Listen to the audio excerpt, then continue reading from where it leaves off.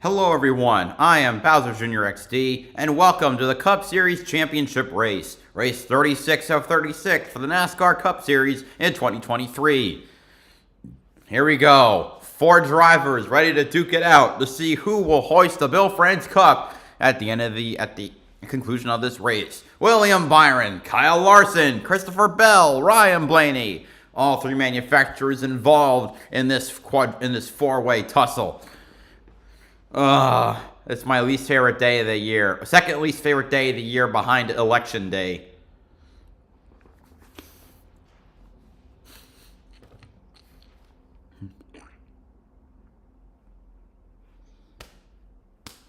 Man.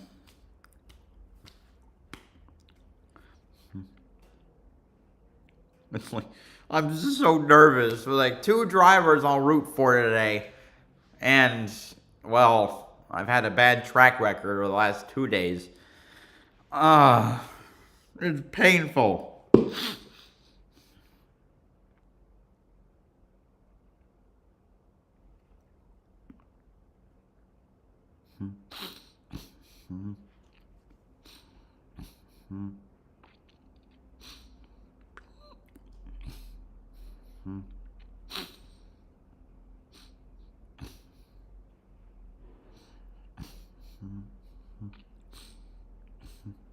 It's just so. Oh wait, are we getting ready?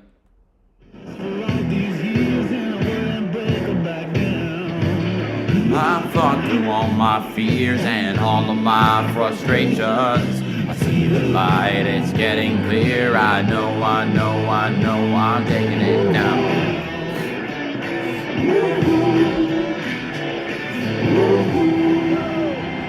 It's my time. I'm taking it now. I'm taking it now. For those 4 drivers, it's been an incredible year, but it all comes down to Phoenix today. How will the championship race play out? Let's get some updates from pit road, starting with Parker Kligerman. Well, Marty, William Byron is known for his use of iRacing and simulation, but what you might not know is what a team like Hendrick Motorsports does with that. On Friday, they had a team there till 1 a.m. working scenarios out that helped this 24 car win the pole. They also have an Xfinity Series driver there today running scenarios for the 24 and the 5 to help these Hendrick Motorsports cars be as fast as they possibly can in this championship fight, Kim. Well, Parker, for Ryan Blaney, it's Castle been an has entire also Penske been helping Hendrick. organization effort to prepare the 12 team to win this championship. At their competition meeting Monday, last year's champion and Ryan's teammate Joey Logano and his crew chief Paul Wolf walked the 12 team through every single thing they did to run well at Phoenix to win the title last year. Things that Blaney and his team are hoping to apply to get a little bit more speed. Ryan and his team told me they feel like they have a complete blueprint, Dave, of what they need to do to win here today. Kim, from his office inside the 20 car, Christopher Bell will be communicating with that man right there, Adam Stevens on the right.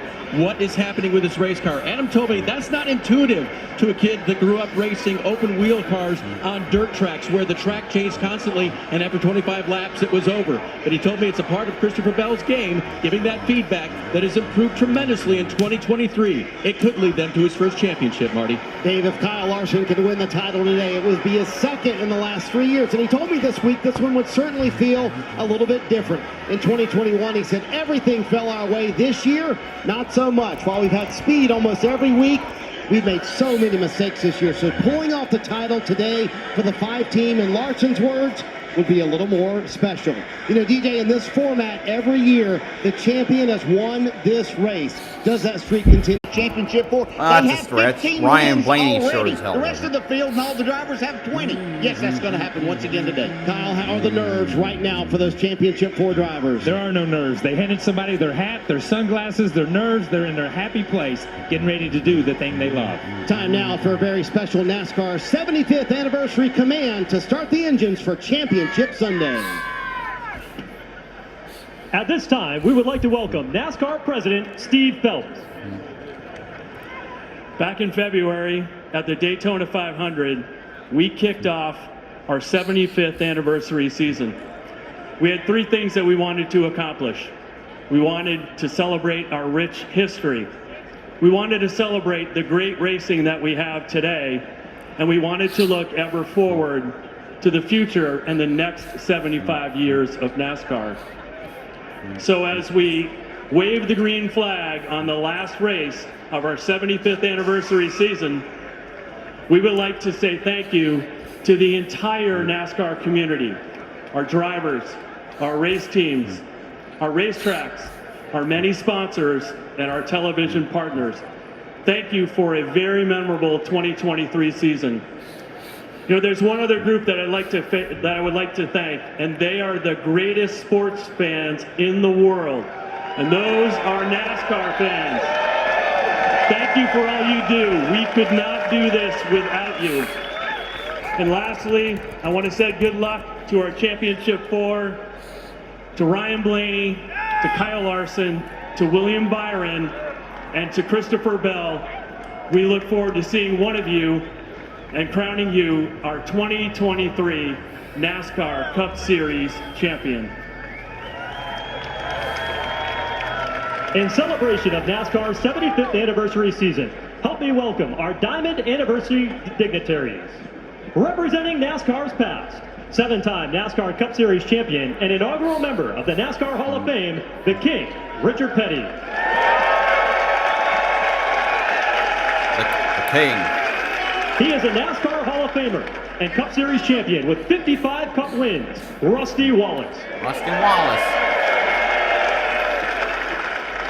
He captured the 2000 Cup Series championship and has a total of 21 Cup Series victories. A member of the NASCAR Hall of Fame, Bobby Labonte. The first champion of the Cup Series playoff era. He had wins in 19 of his 22 seasons as a Cup regular. The 2004 Cup Series champion, Kurt Busch. And representing NASCAR's bright future, 4 youth racers from across the country. 8-year-old Brexton Busch is a third-generation racer. In 2023 alone, he has amassed an impressive 30 wins. 7-year-old Easton Kimbensi is a current driver of the NASCAR Youth Series from Tucson, Arizona. Giselle Hicks is a 9-year-old, 4th-generation racer, eager to carry on the legacy of her family's team, the Wood Brothers Racing. Oh, what? 10-year-old Wait, Grayson what? Walcott is a fast-rising go-kart racer from Chicago. He even made his debut as a junior sports commentator this summer at NASCAR Chicago Street Race event. Wait.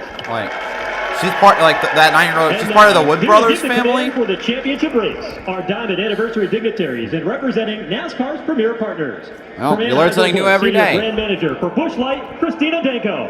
From Coca-Cola, Senior Manager of Motorsports Marketing, Al Rondon. Hi, Aaron. And from Xfinity, Comcast. Last Senior race of the Manager year. Partnerships, I can't Sarah believe Hale. it.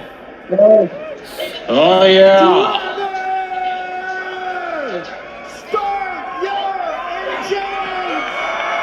All right, and with that, 36 cars are ready to fire off the grid. Starting 36th, driving the number 78 Palo Casino Chevrolet for Live Fast Motorsports from Wauchula, Florida, BJ McLeod. It is the team's last race as a full-time team. So what's Jeff talking about? Good riddance. They were the worst performing team in the last 2 years. Resembling a whole shot in motocross with drivers going 5, 6, even 7 wide, all trying to be the first one to turn 1. Contact is often made, but if you make all the right decisions, there's tons of positions to be gained. It won't be enough to be good today on restarts at Phoenix. You'll have to be great. Let's get this party started. Coming up after the break, it's the green flag. Starting 35th, driving the number 31 Campers Inn RV Chevrolet for Kaulig Racing. From Winnemac, Indiana, Justin Haley. He will be going to Rick Ware Racing next year. Why? I still have no idea. Massive downgrade. Yeah, unless the team gets its shit together. Otherwise, bye-bye. Starting 34th. Yeah, Daniel, Sorry. just wanted to mention Daniel Hemrick will be replacing Haley in the 31, and I honestly think he's going to be a lot better in that car. Let's see. Starting 34th, driving the number 15 Total Point Patriot Mobile Ford for Rick Ware Racing. From Phoenix, Arizona, J.J. Yaley. Starting 33rd, driving the number 77 Gainbridge Chevrolet for Spire Motorsports. From Welcome, North Carolina, Ty Dillon, whose current plans are unknown but speculated to go to Kaulig. Starting 32nd, driving the number 16 Action Industry Chevrolet for Colleague Racing from Los Gatos, California, AJ Allmendinger, who won the Roval earlier this year. He is believed to be going back to Xfinity, or potentially. Starting 31st, driving the number 6 Kestrel Edge Ford for Roush Fenwick Kozlowski Racing from Rochester Hills, Michigan, Brad Keselowski. Cole Custer qualified the car for him because his wife was going into labor, so he will start at the back. Starting 30th, driving the number 51 Serial 1 E-Bikes Ford for Rick Ware Racing from South Bend, Indiana, Ryan Newman. Starting 29th, driving the number 7 Negu Chevrolet for Aspire Motorsports from Charlotte, North Carolina, Corey LaJoy. Starting 28th, driving the number 10 Smithfield Ford for Stuart Haas Racing from Fort Walton Beach, Florida, Eric Almirola. He announced he will not be racing full-time next year in the 10. It is expected he will go to Xfinity part-time.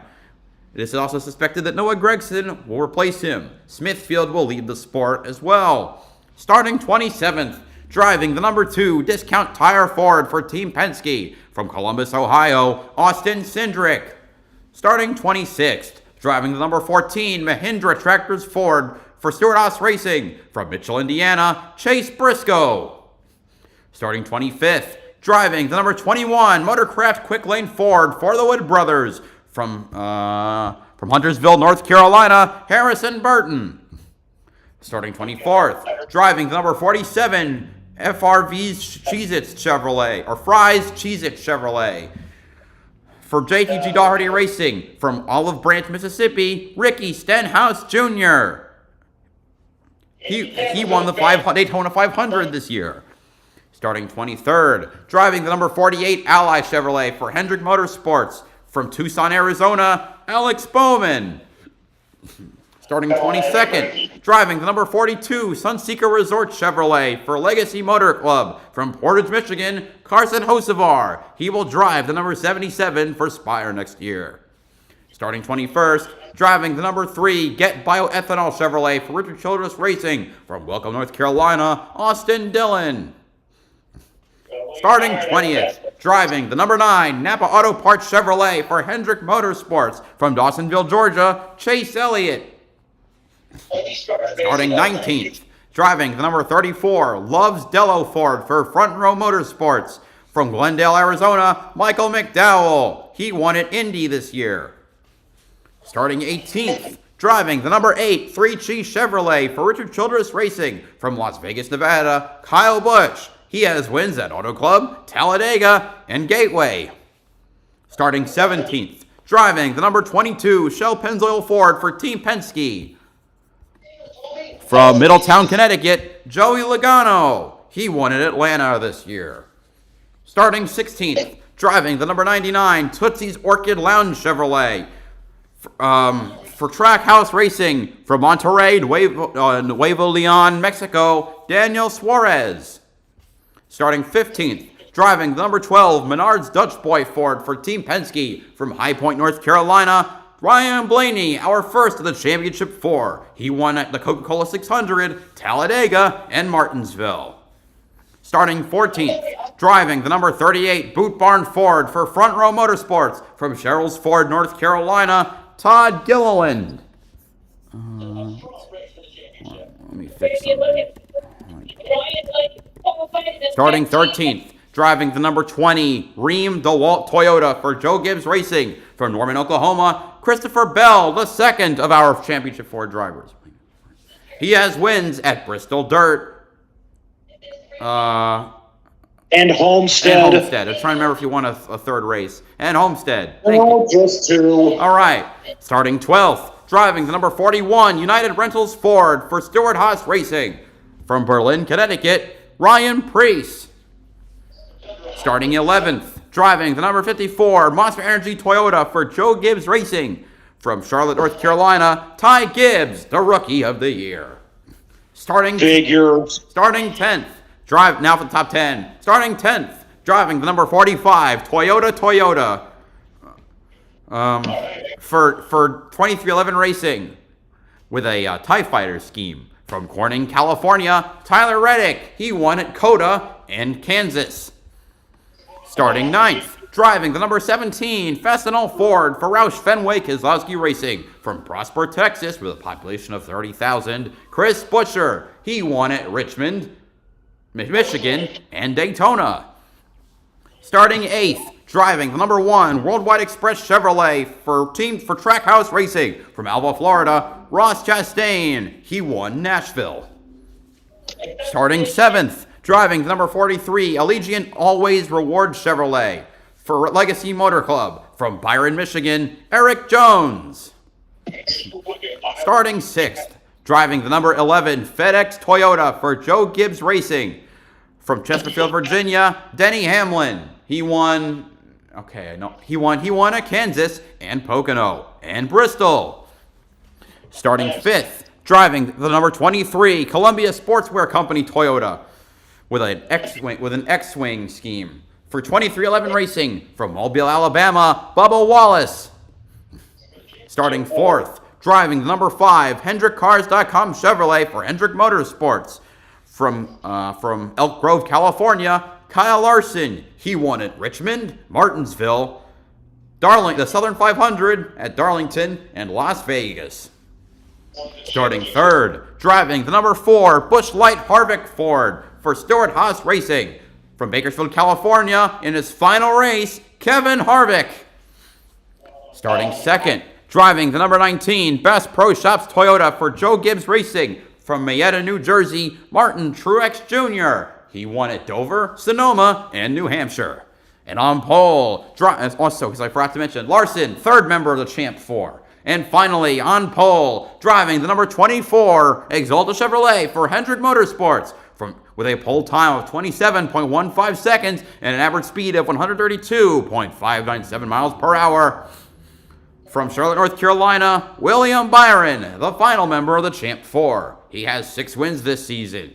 Las Vegas, Phoenix, Darlington, Atlanta, Watkins Glen, and Texas. That is your starting lineup for the final race of 2023. Besides various series, the Mexico Series also has its finale today with Ruben Garcia Jr., Salvador de Alba Jr., Andres Perez de Lara, and Herman Quiroga duking it out to see who gets the title in the first playoff race in the first final of the Mexico Series playoff era. What else is there going on? We had the Sao Paulo Grand Prix where Max Verstappen just broke the record for highest win percentage of a season. Figures. What else? Besides MotoGP is yet to finish its season. Same for NHRA. Hello. Is that Astro? All right. Well, the gang's here. Oh my God, the nerves.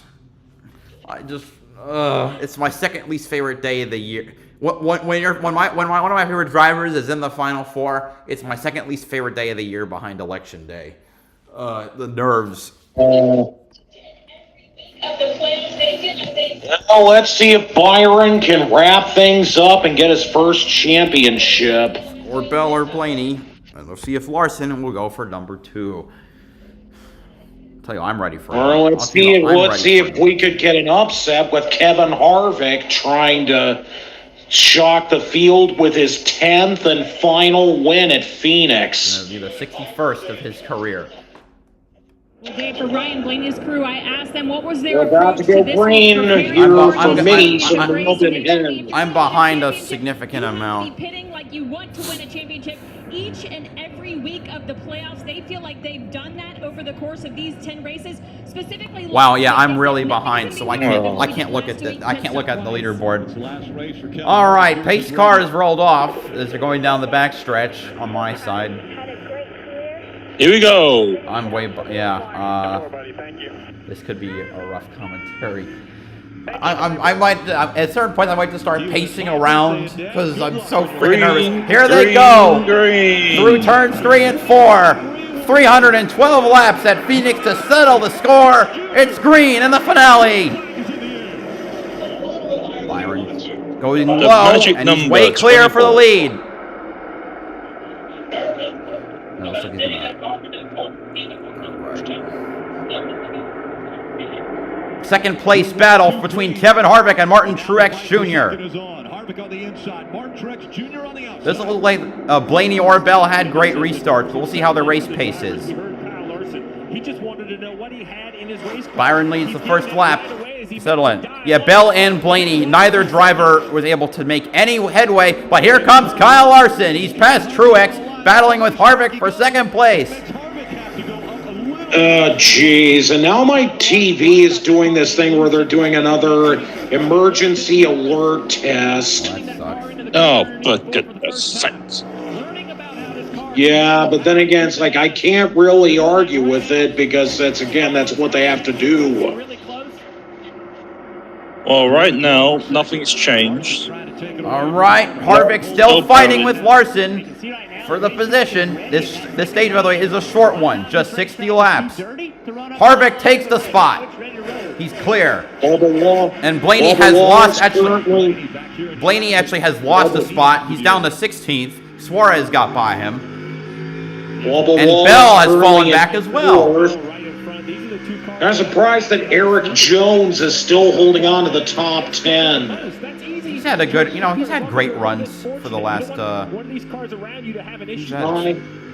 Ty Gibbs is now up to 9th, and I felt it was so obvious that Gibbs was going to win the Rookie of the Year award, even if Gregson didn't get suspended. Right. Bell in a claw back, 14th, but Suarez ain't letting him go. Former, drivers of former, they used to have the same stable, Joe Gibbs Racing. No, not at the same time. Or a very interesting paint scheme. Suarez gets back ahead of Bell. He's got the higher lane through the turn. My favorite. Suarez? Yeah, well, Suarez. Yeah, Suarez. Before he was with Trackhouse, his original team was Joe Gibbs Racing. He drove the number 19. Bell makes the pass. Clear. Suarez. Now Suarez looks to the inside of Bell. Buescher currently in a battle with Kyle Busch for 12th. Look at some fastest laps so far set by William Byron, even though we're only like 7-8 laps in, with a 27.809. That was on lap 3. And the lead lead in the gap is now just over a second. We're already seeing drivers on the apron as well as drivers up probably 3-4 lanes higher. We saw like yesterday during the Xfinity race, the high line started to come into play, which is unusual for Phoenix Raceway. Bell's now caught up to the battle between Buescher and Busch. Oh no, Spot is trying to make the move on Busch. So as the drivers on the outside line, the good news for Byron is Bell and Blaney have to battle through the field for now. So there's a chance they could, hopefully that they could use up. Blaney is slowly starting to work his way up.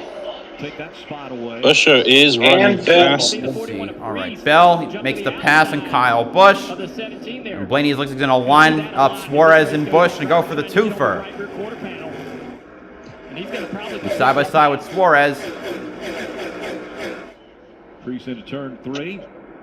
And can't get It looks Blaney has caught up to Bell. He'll be able to carry momentum on corner exit, Rick.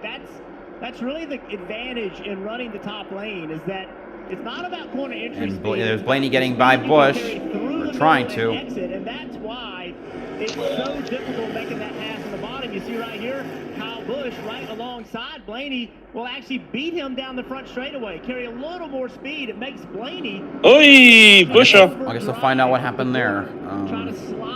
There's Blaney's making the pass. Well, now it's looking like Christopher Bell is starting to work his way around Buescher. Still can't get it done yet. Buescher did lose his rear a bit. His rear kind of did a wiggle. a race in. Well, he didn't really lose control of it, so he's still fine. Playoffs, which are 3 races at a time, and then have the point reset, where if you don't have the Brian Priest is also still seated in 11th. Go back below the cutoff line, so Bell really trying to go to the underside through 1. Busher staying high. That's interesting. Some interesting stats here. Christopher Bell has got 10 top 5 finishes. Yeah. Oh, another fact. If Blaney were to win the title, he would have the lowest amount of top 5 finishes of a champion ever. If let's say he wins the race, he'd have 8 top 5s. Embarrassing. Right now, it looks like Harvick is starting to have slightly faster lap times than William Byron. Slowly starting to catch up to Byron. I don't think anybody would complain. Like Aaron said, no one would complain if Harvick won the race. Yeah. I mean, I know I wouldn't, and this is coming from a person who was never a fan of Harvick through the majority of my life. Same. That yellow line right next to the apron. Still can't clear that 17 of Busher.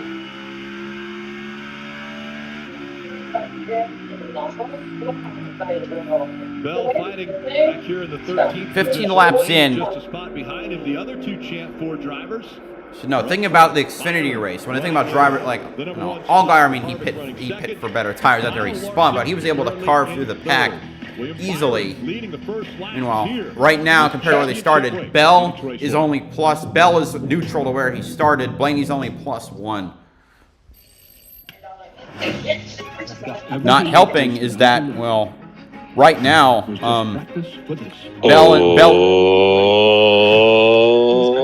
Bell and Blaney are slower than every driver ahead of them. The way it's glistening. Well, they're lapped. Well, and is it done? Yes. I guess I'll find out if there was a pass once my leaderboard updates in the meantime. I am not seeing it yet. There we go. I guess there was a pass for 12. Or Busher passed Priest, excuse me. That was the pass that was made. So that's for 11th. Or receive a $300 instant gift with the purchase of a Tempur All mattress set only at Ashley. Right now, fall off is about 0.7 of a second. The Barn Bar. The county's best hangout. Just got better. Here's the Living Smooth with the always smooth, easy drinking Keystone Light. They say you've got to walk a mile in someone's shoes before you really know them. Walking in these boots shows where I come from, where I've been, and who I am. And wherever I go next in this nonstop. Oh yeah, also, because I forgot to look at this, top 25 drivers, top 25 owner cars get a $1 million bonus. Coming into today's race, it's a 3-point gap between the 31 and the 7. Currently, they're 31st and 32nd. It's all that in all ways. Bass Pro Shops in Cabela stands tall in our unwavering commitment to honoring our heroes. We extend our gratitude beyond words by proudly offering a legendary salute discount. So no, Harvick is not past Byron yet, but his margin is starting to close down a little bit more. Yes, ever so I can slightly. see that Busher has now made it to 10th. And Bubba Wallace is up to 4th after passing Truex. Bass Pro Shops in Cabela's. Your adventure starts here. Cheers to the 25th anniversary of the Coca-Cola Racing family. Oh yeah, they started in '98 because Jeff Gordon was dominating and he was a Pepsi driver, so they had to counter it. What is going on? With what? In the 17th position back there in his Ford Mustang. Fields more spread out than they were, and I can see Harvick continuing to close as we're on lap 20. We talked a lot about Bell trying to get by Busher. So I'm about 2 laps ahead of you. Okay, yeah, so you're a solid minute ahead of me. Sugar onboard camera looking forward at Ross Chastain. Busher's car seems to be flying today. He just passed. He passed Ty Gibbs. He's trying to get by Reddick for 9th. Of Ross at times in the media and on his own podcast, but still, we know that they want to best each other on the racetrack. So a lot of fun for us to be able to see on that. All right. I think he's got it. Last place is 25 seconds behind. They're running about 29-second laps up front. So within a few Not laps, too long, we're going to see some lap laps. within a few laps, we'll see lap traffic coming into play. And I believe he got him. If Buscher can manage to get a top 10 here, I think that would be his first top 10 finish at Phoenix. Bell has passed Priest. At least looking at, well, he has on my leaderboard, not on the screen. But now Ty Gibbs has fallen back to 11th, so Bell is going to have to get around him. Buscher passing Reddick, coming up soon. You can see on the leaderboard, and again, not on my. I'm surprised. Buscher's average finish is 12.4. That's now a new career best for him. By far. I think, by far. Let's look at. No, he's been in the top 10 for a lot of races. The only time he hasn't been in the top 10 is when it's crucially matters. Chris Boyd, career statistics. 16 top 10s, average finish of 12.3, beating a previous best of 17.3, which is in 2021. The bodies or the things that were holding that blue oval back, but then when RFK, specifically Buscher, came to life and did it. It's also his first season with at least 30 lead lap finishes. Richmond, a race that I thought his teammates and older had a chance to win. And then when the winning continued at a high-speed Michigan, that was it. That was the exclamation point that said a blue oval can win anywhere. You wonder if that's why Blaney is here in the championship 4 and then topped it off with, hey, love the World Center Racing. I mean, it's always fun to win a day. Oh, congratulations, Kozlowski. Yep, his wife gave birth. As a matter of fact, Brad Keselowski's back here, and congratulations to the Keselowski up to 22nd. Keselowski has made it up to 22nd. Keselowski flew back home to the Charlotte, North Carolina area. Wasn't there for qualifying here yesterday, but was there for the birth of his son, and now is back behind the wheel of the 6 car today. Dave. There he is right there. Brett Keselowski from 35th starting spot is up to 22nd, so he's making progress. He got here about 16 top 10 finishes this season, most without a win. I think among drivers, not just for him. The team told me that was just fine. Keselowski, he'll finish in the top 10 in points this year. Because despite going winless, he's just had a really great run. 7th right now, would be 8th without playoffs. Who qualified the car for Brad Keselowski yesterday? He won the Extended Series Championship last night right here on this track. That is a big gap between Harvick and Chastain. Huh? At least 3 seconds. Why are we talking about Chastain? He's in 6th. And Harvick's in 2nd. I meant the gap between 7th and 6th. Okay. More like 6 seconds.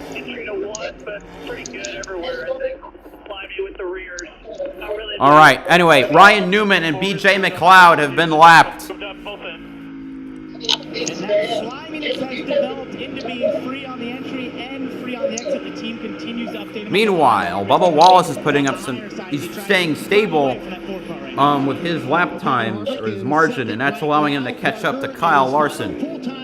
Bell passes Ty Gibbs for 11th. So much emotion until this week, and I asked Rodney Childers about that, and he said that emotion came out Monday night in a team. Buscher seems to be catching up to Eric Jones in 8th. And started crying. Rodney said they all looked at each other. We've never seen him have emotion like this. We didn't know how to react. Like I said, the 17 car has been quick. Yeah. Final start like for you? What's the emotion on this day? Hey, no. Ryan Blaney passes Ryan Priest. You put your whole life into it, Marty. You grew up as a kid dreaming to be able to drive a race car, and you've had the unbelievable opportunity to do it. And it's hard to imagine a life without it. And as you get closer, the reality of that starts stepping up into your brain. Like, what am I going to do next? What hole is going to be left inside of me when I don't have this anymore? And it is a scary situation for a race car driver, especially someone... With roughly 31.2 laps completed, we are now 10% of the way through the race. But I'll tell you right now, 32 laps into the race, he's thinking about being a race car driver. He sees that he's competitive to this 24. He's matching lap times with the leaders. He's at one of his best racetracks. So he's gaining confidence in a season where they've not had a lot to be confident about. He is gaining confidence in this race car, and will start to consider, like, what really could happen today. This might be a race where they could go out there and contend for the win.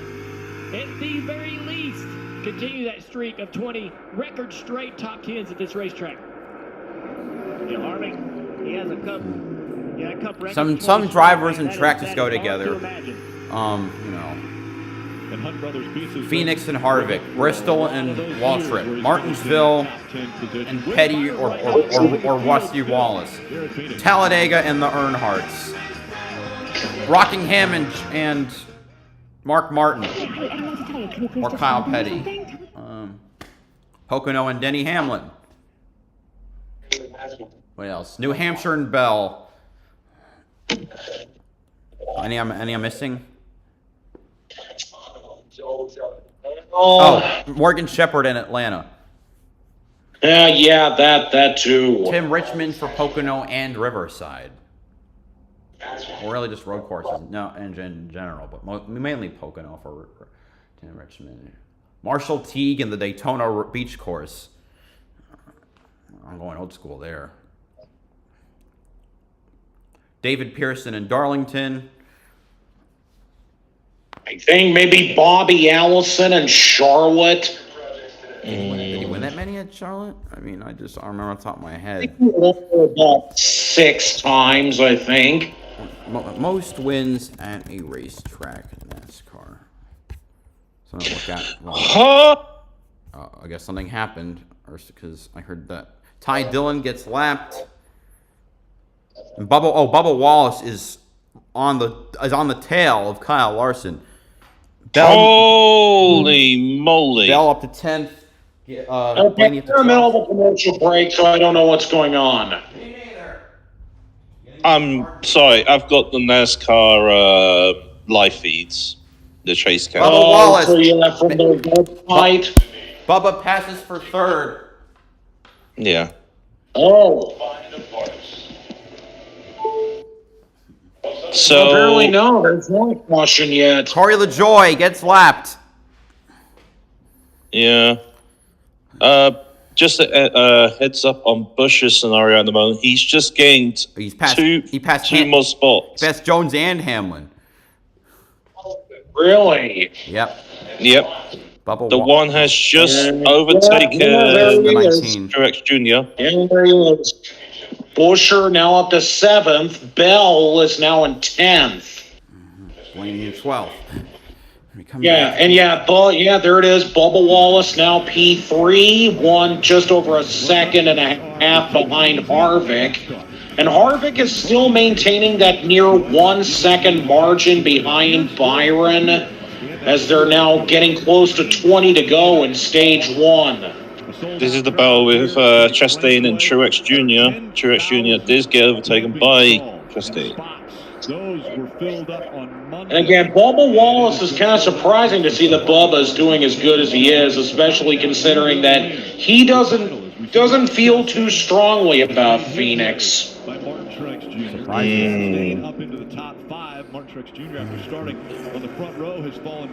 Although, to be fair, Busher felt kind of the same way about Rich. To be fair, Busher didn't think too highly of Richmond either, and he ended up winning at that track. It looked like Larson's car just sliding up.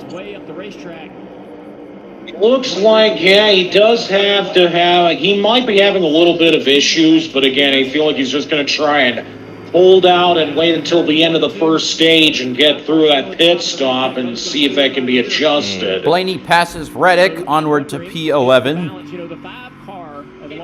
Yep. The lap traffic, I think, because I can see that there are, anyway, because there are multiple cars getting lapped.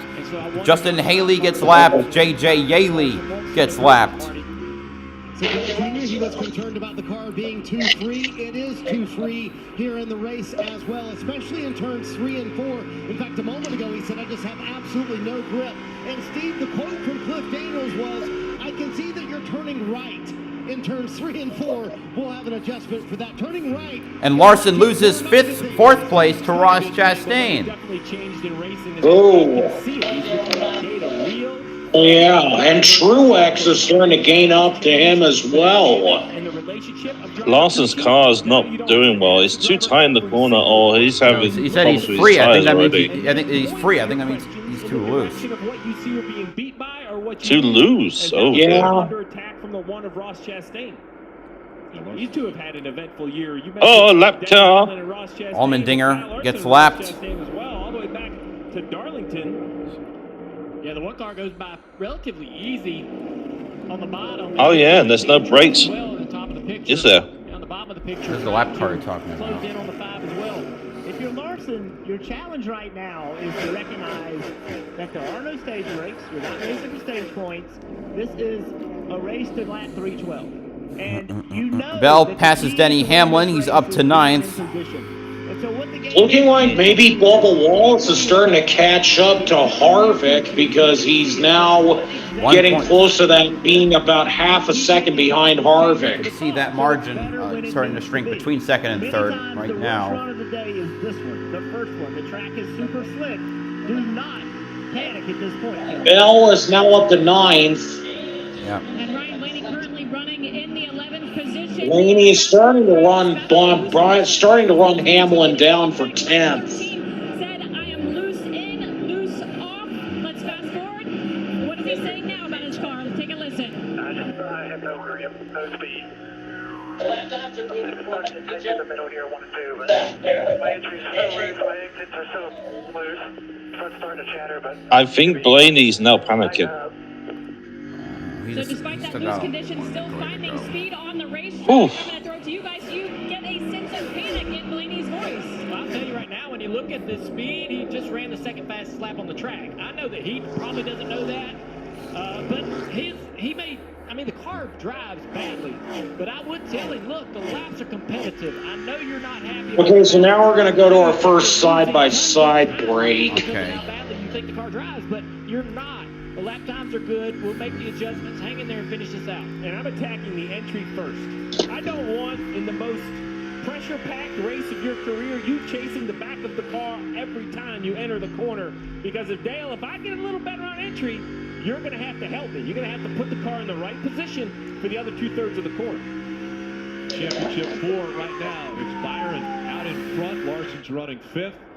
Christopher Bell is 9th, and Blaney back in 11th.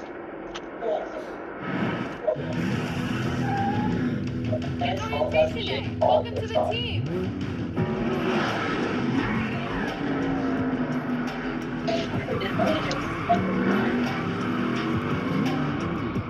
Well, I'm just looking at the live feed right now. So live feeds, Ross Chastain is in 4th. Toyota. Let's go places. Right now, Sonic small hand mix shakes are $1.99 all day. It sells itself, so I'll just list flavors in my sexy voice. Chocolate, strawberry, peanut butter. $1.99 small classic shakes all day. All right. Austin Centric is the next lap car. Ashley, find unbelievable discounts on top-rated furniture with 0% interest for 60 months in-store only. Shop Doorbuster starting at just $199.99 and featured finds starting as low as $22 a month in-store only. Only at Ashley. That's my team out there. If our network goes down, lives are at stake. Our comms have to work. Or the mission won't. That's why we partner with Verizon Frontline, the network that truly prioritizes first responders. So we don't worry about getting through. and they're the most Let's reliable see, stands are flight packed. in America. Brockbeard's brother says fans are sitting in the aisles. Routine. Verizon Frontline delivers. The number Wow. one network choice in public safety. Learn more. It's your mission. It's your Verizon.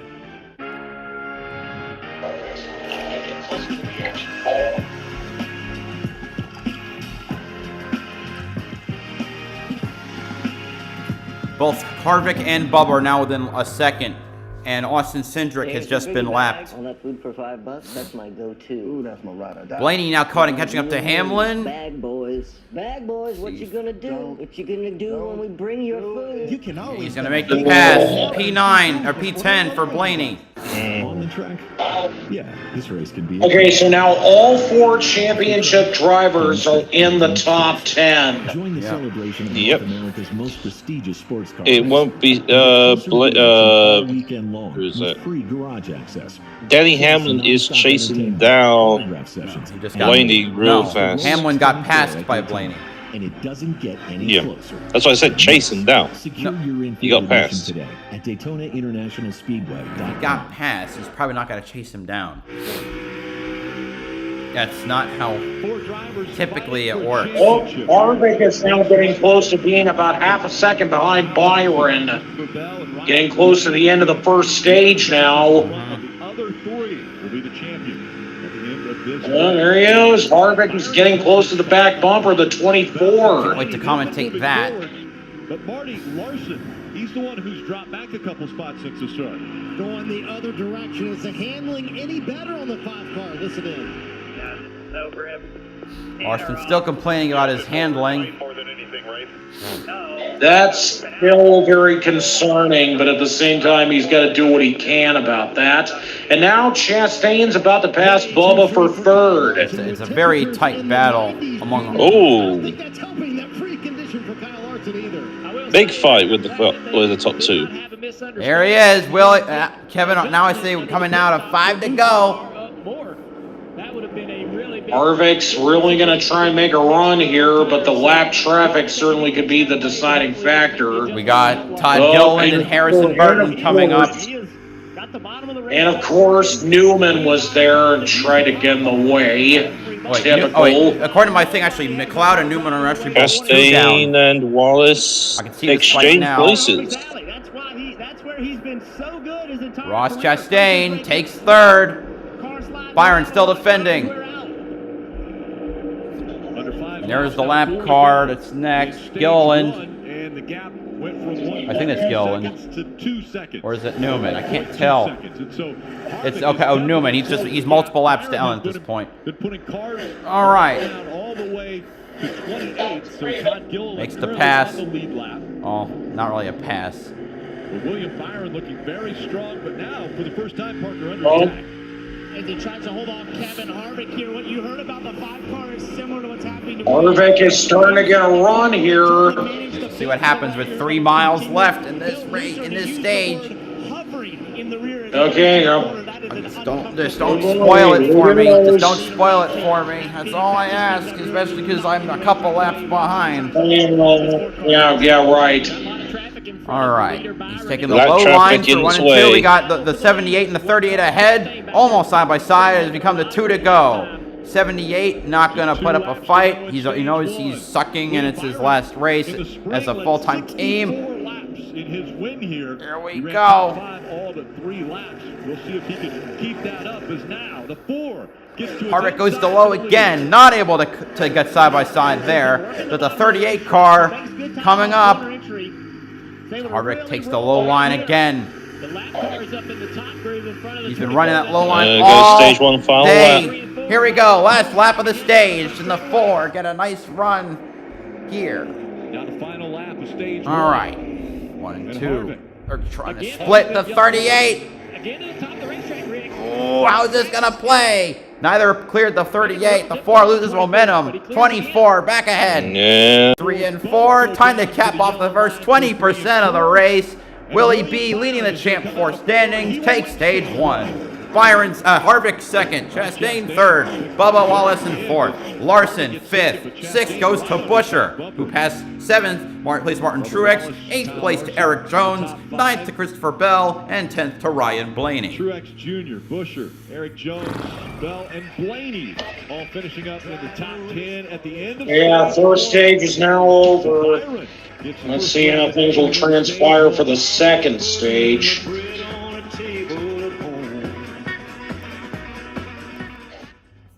The new era of The Voice is hitting the headlines, and it's pure magic.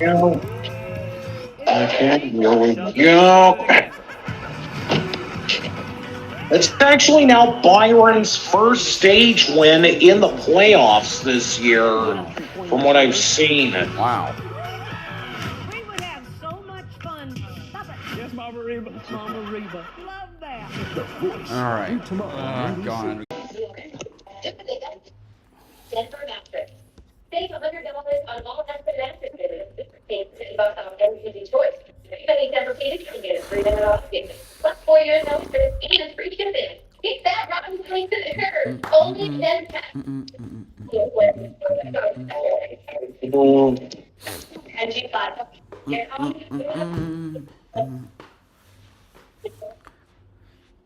Oh my God! All right. I will still admit, though, for going into next year, I definitely do think that Buescher certainly should have a lot more better consistency, and I think part of that would finally be to start getting top 5 finishes on the 1.5-mile tracks, because I will admit it's unfortunate that he wasn't able to go all the way this year.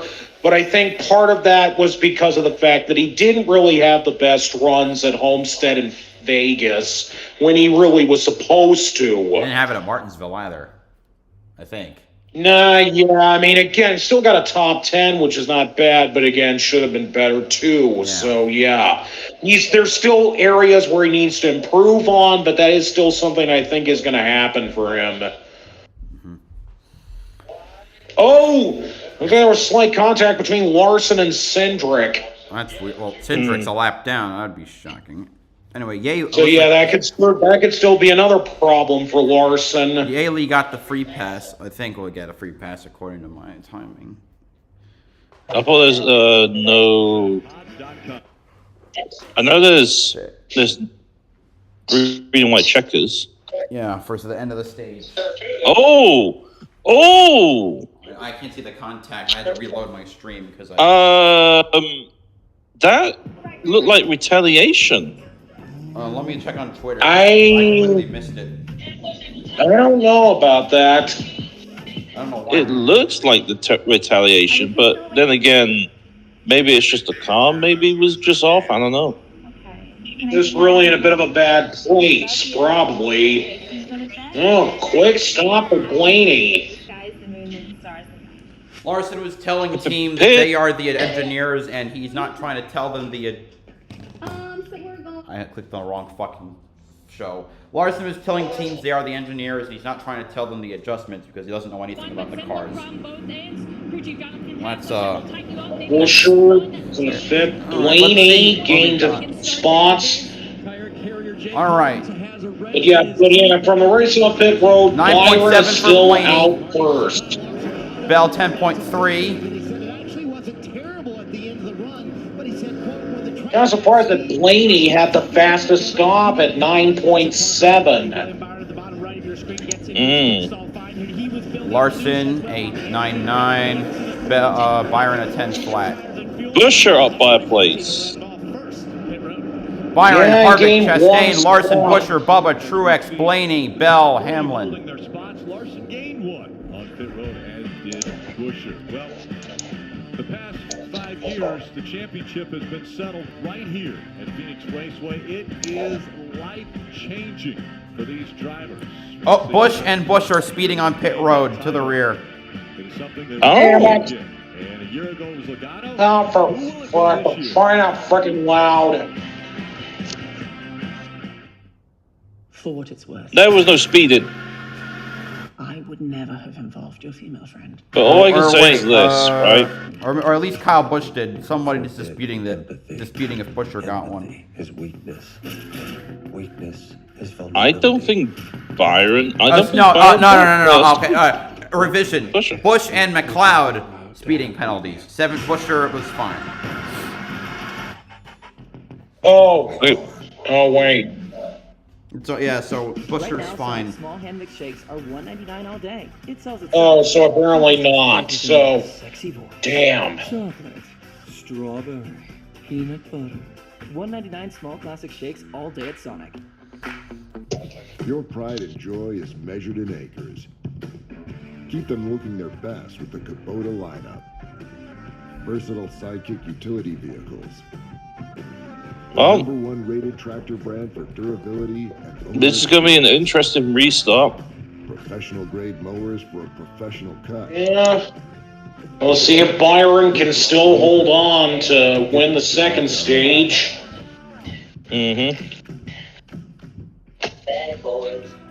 If he wins again today, that means he'll have swept the Phoenix races. It was proven superior at helping people stay alive and out of the hospital.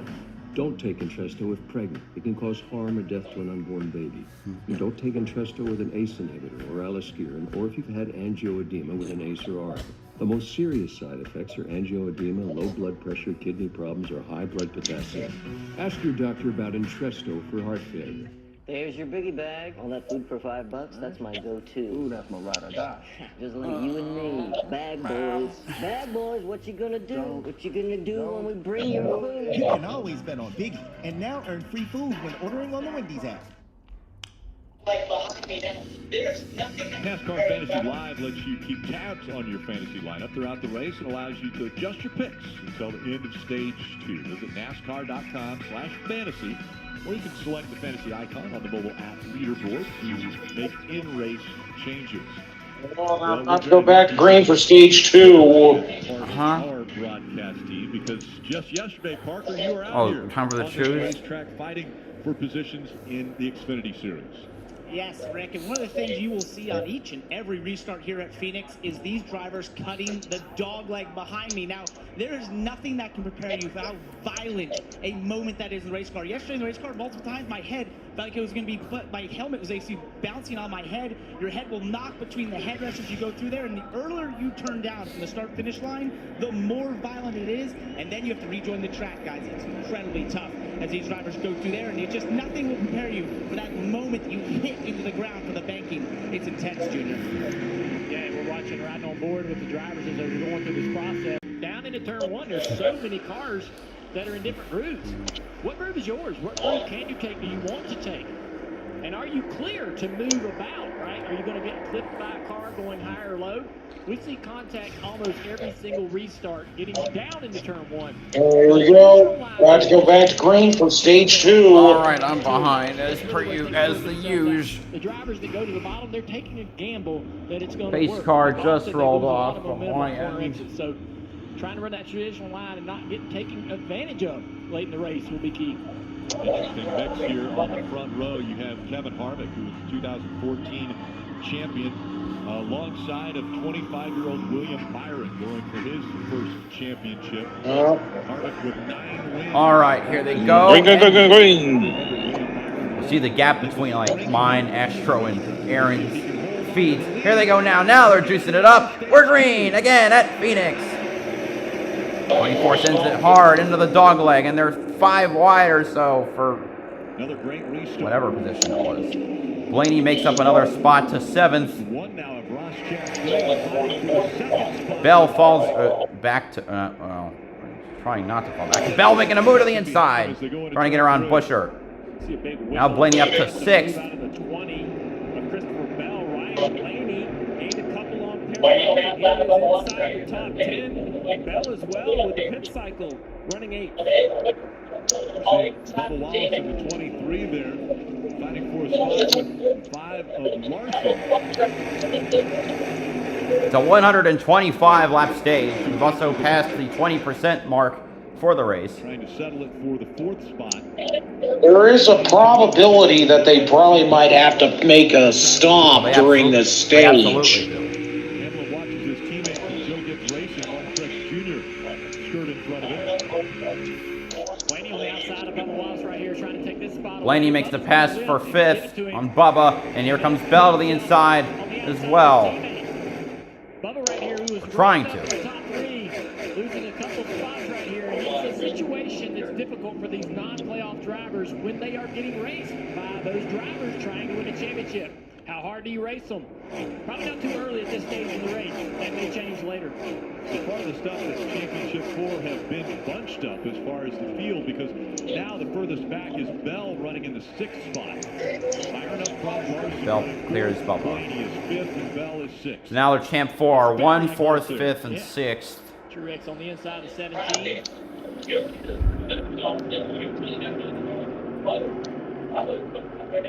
Little wiggle out of Christopher Bell here. It gets really tight off of turn 2. Just had to make an extremely aggressive move to try to get her. Ooh! Guess we'll find out what that was. Look at rear tires. Ooh, yeah, the wiggle on the 20. The car almost spins to the right. When he makes this move, the car almost spins to the right. Very reminiscent of how cars drove it down the back straightaway at Rockingham and worn out racetracks. But look at it. Had to live about wrecked that race car right there. And I bet that surprised him. You don't make those type of moves often. You don't really. All right, it looks like the 4 championship Is still in the gas, as you can see. And one of the reasons why he wanted to make that aggressive move on the 17 was how long it took to pass Chris Buescher in stage 1. I mean, it was laps before he got around the 17. I believe that adjustment helped the 20 car, and he wanted to dispose of the 17 right away. One of the things I think that creates that situation is probably just on those sticker tires with Tart, is that air pressure in the left rear being so low, there's really no grip in that left rear tire trying to turn the car right. Not a lot of grip, and you got to be careful because it's not meant to be loaded that way. So it sounds crazy, but if you get that thing turned far enough back to the right, you can damage that left rear tire for the rest of the run.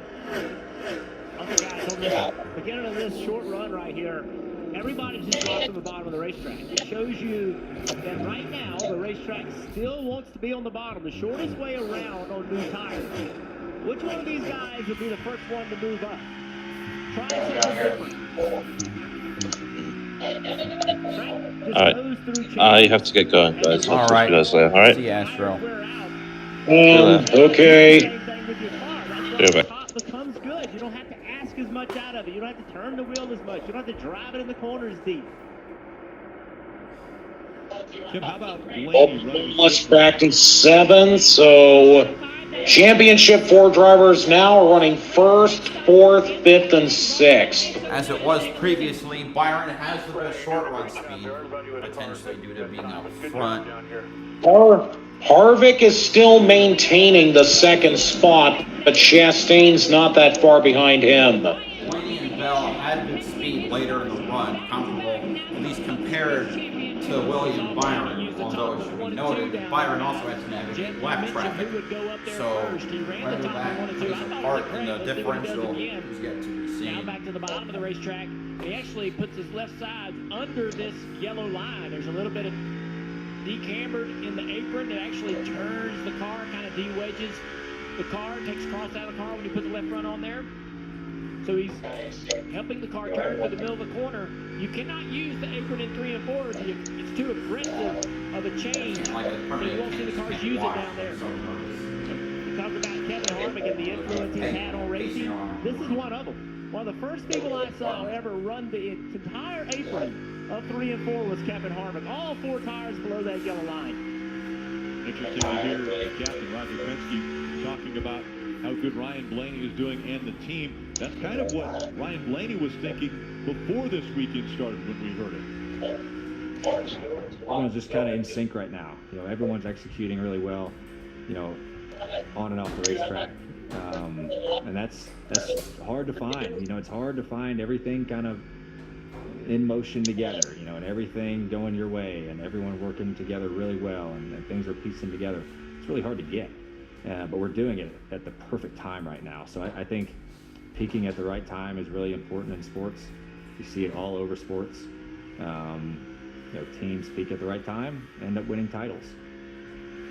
Ryan Blaney won 1 week ago at Martinsville to lock himself into this championship 4, so he has the momentum. He has the momentum on the top of that racetrack, too. I'm not sure about this turn here, but the last couple of corners, the top has been really good as he closes in on the 5. Larson sees that as well.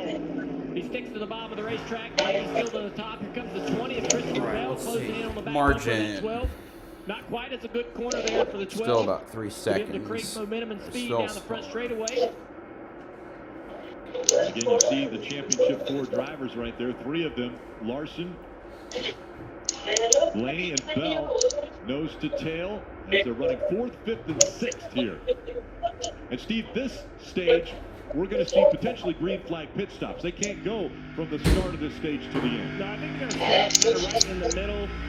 In the spring, they put around like 119, 120. I would expect the same today. And the question is, how do you adjust in your car? And it's the story of kind of what you feel like you have. The 12. See the worst too early in the race. Five's a little bit ahead of the 12. The difference between the 15, the 12, and 20 is a little small.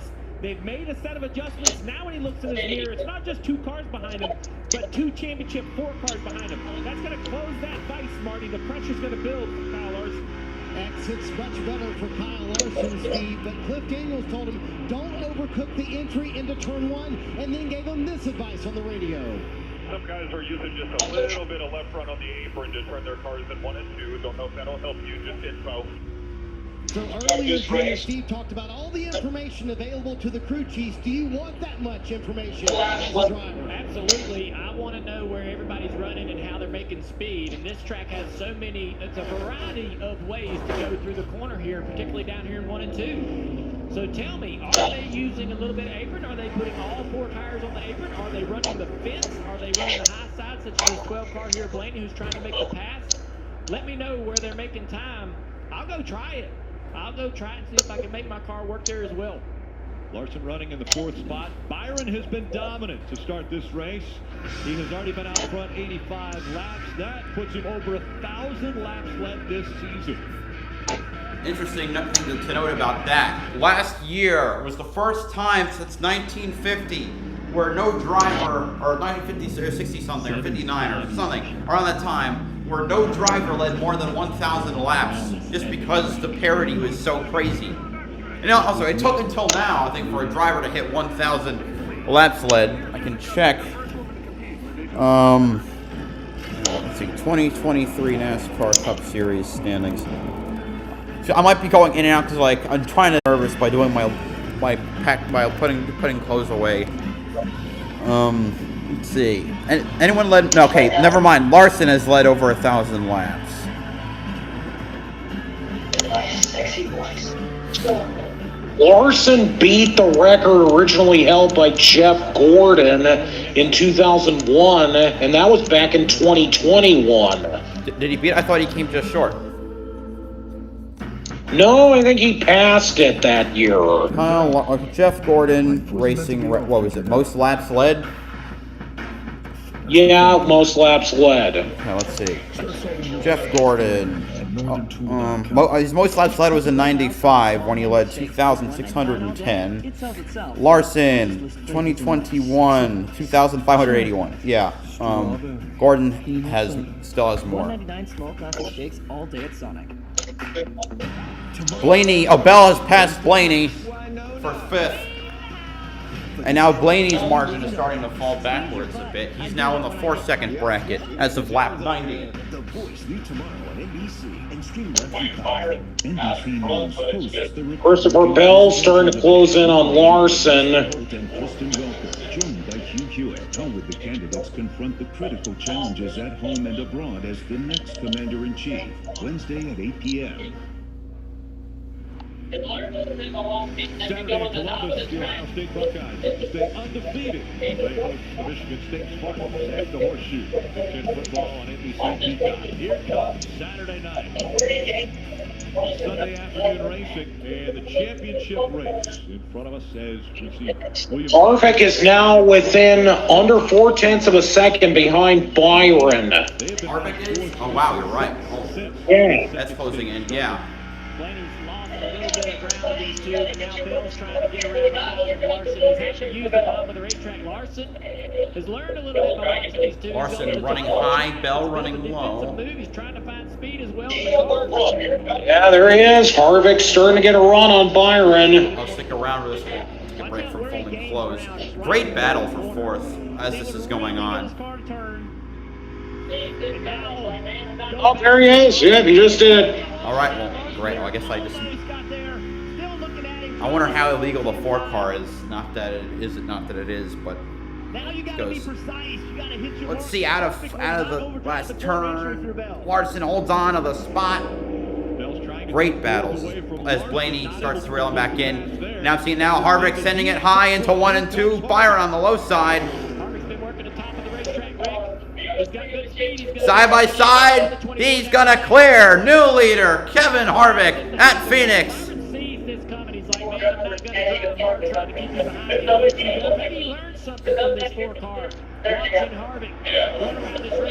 If I'm Rudy Fugle, that's the instructions I'm giving him. I know we're racing the 5, the 20, the 12, but we've led every lap, 92 laps. Let's settle in behind the 4. I think he's a little better. The 1 might even be a little better than us. Let's figure out where. Give me some feedback on what you think we need with our car. The other 3 of the championship 4 are going to continue to improve. We got to start adjusting them. Hey, the last time Harvick finished outside the top 10, none of the Champ 4 drivers had even started a cup race. So if you want to follow someone that knows how to get around here, there's your guy. Yeah, 20 straight top 10 finishes for Kevin Harvick as now he is leading at Phoenix. Martin. In his final full-time Cup Series race leading at Phoenix, one of his home racetracks. You guys mentioned the 9 wins here, so he certainly knows what to do with the race car. And the car is better for Kevin Harvick as well. He gave Rodney Childers some very clear direction. Oaks executive top 10 finishes all-time at a track. 4th place is Jimmy Johnson at Martinsville. 18th, Richard Petty, North Wilkesboro. Same for Dale Earnhardt at the same track. 20 for Harvick at Phoenix.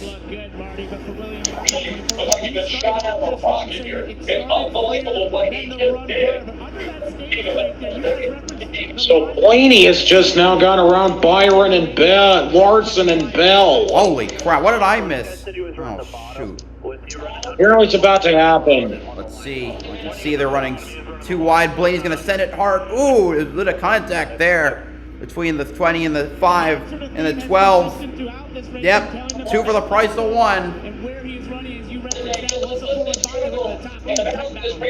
Yeah, the 12 Brian Blaney has really looked like he's been shot out of a rocket here. It's unbelievable what he just did.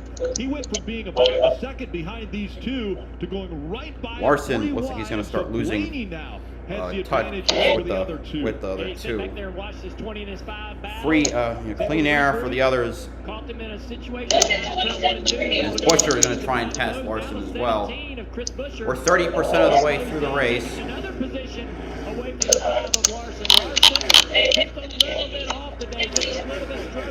In the balance of this race car, can they make the adjustments on pit road to help this 5 out? So Buscher has made his way. It looks like Chastain's pretty fast today as well, as Byron is starting to lose his speed. Yeah, Blaney able to make passes, and he had a little bit of motivation. He lost his spot before he was able to get past those guys. Listen to what he said on the radio.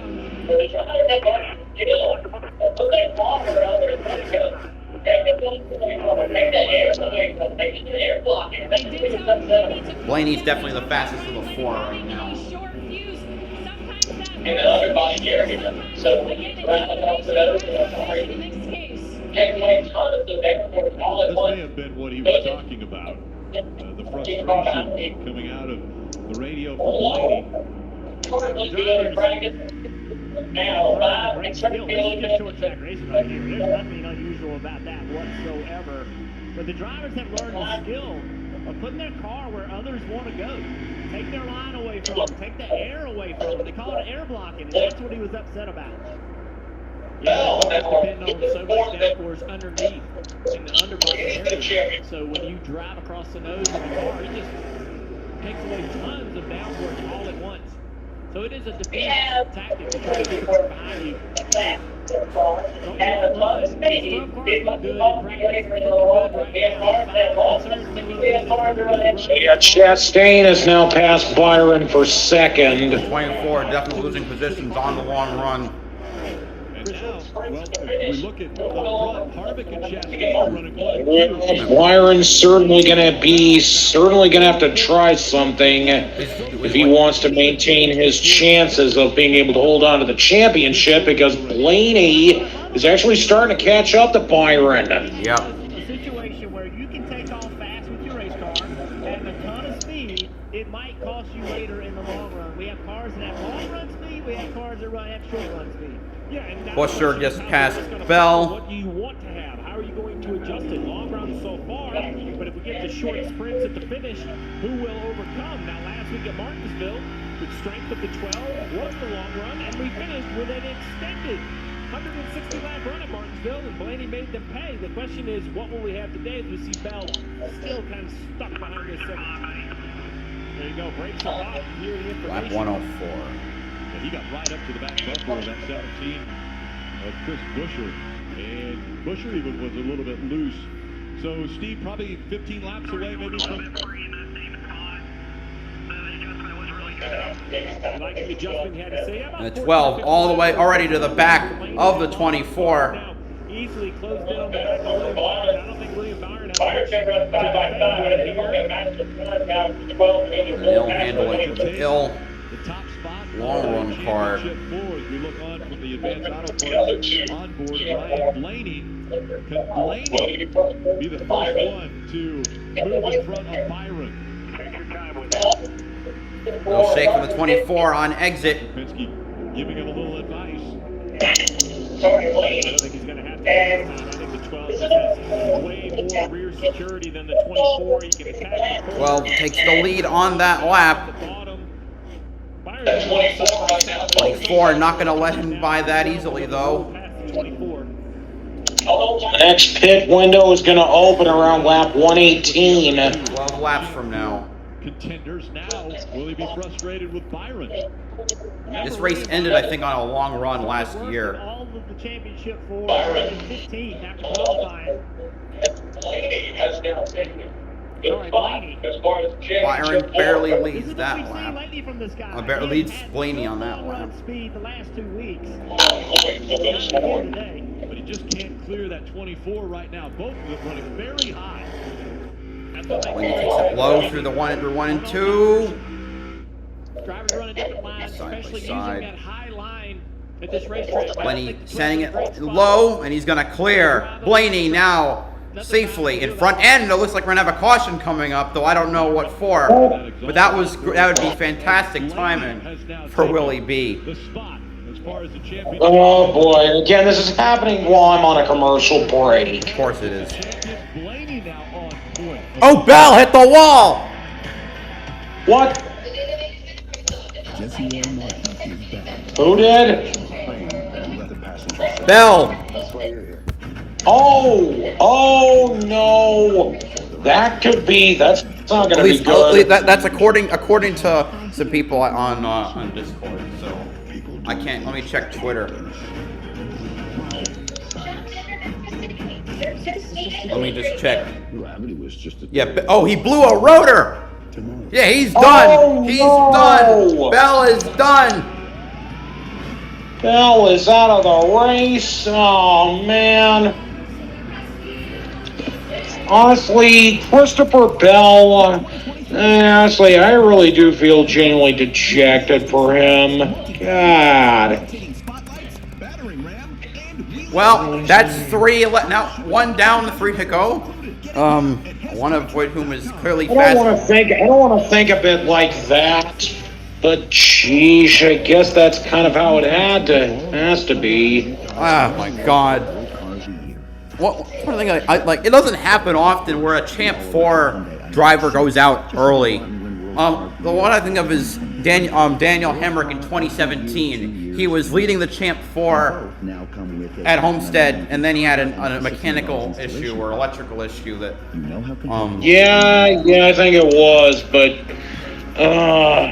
Well, one of the best drivers all year, and like he was third in non-playoff points behind Hamlin and Byron. He's out, leaving 3 drivers to go.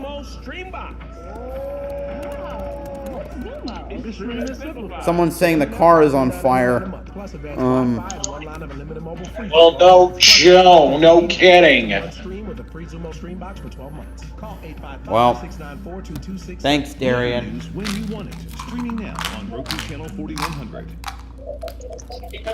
Oh. And the first championship damn eliminated is going to be Christopher Bell. As he got into the wall, he's been talking about brake problems. Oh,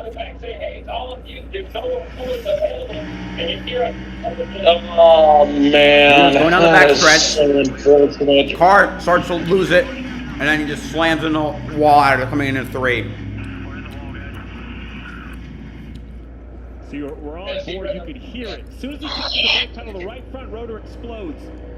There. It looks like it's a flat because it is a flat tire. The rotor goes through the wheel, the tire goes down. The 20 of Christopher Bell has no option but straight into the wall. We heard him complaining about brakes. The radio you heard was the crew chief coming back saying, hey, it's all on you. There's no more cooling available. And you see right here parts and pieces of the brakes coming off. Heavy damage, day over. And then right here, look, well, there's a fire in the tire. That's basically contact between the wheel and the caliper. Yeah.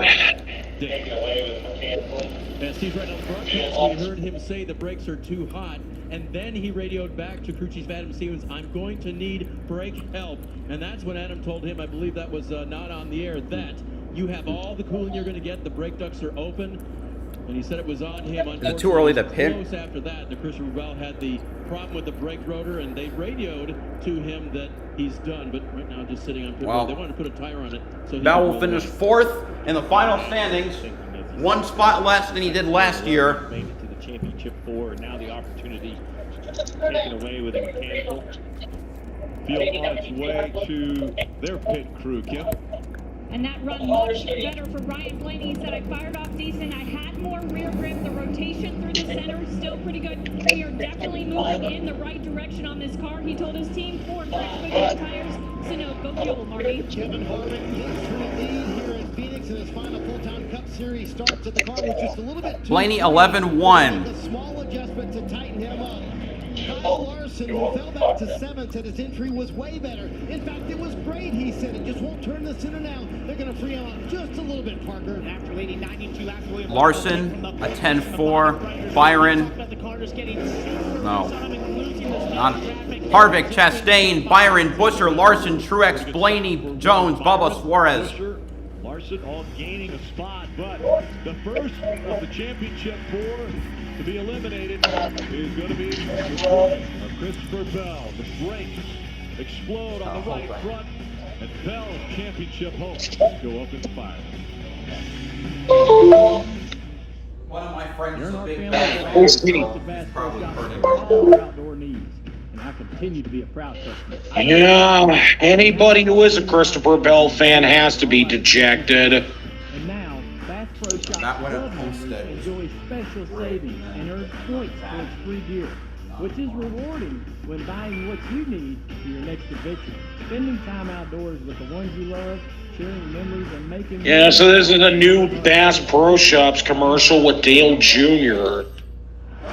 Let's go. Everything they've tasted until now was just practice with us. Oh my goodness gracious. These are the 2 sauces, sweet and spicy jam, and the mambo. Look how that thing drizzle on there. The way it's glistening, stop. Oh my. Sweet and spicy jam and mambo sauce are on the McDonald's menu for a limited time. Oh my goodness.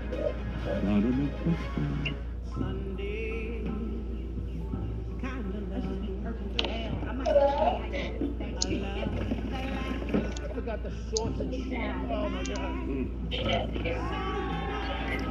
Holy, what's the password?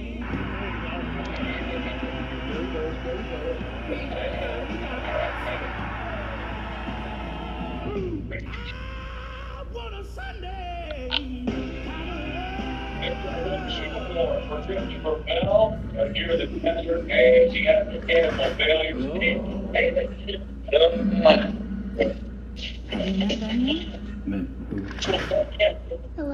Yeah, screw this damaged vehicle policy thing. It's like, it's just so obvious that it's a massive detriment.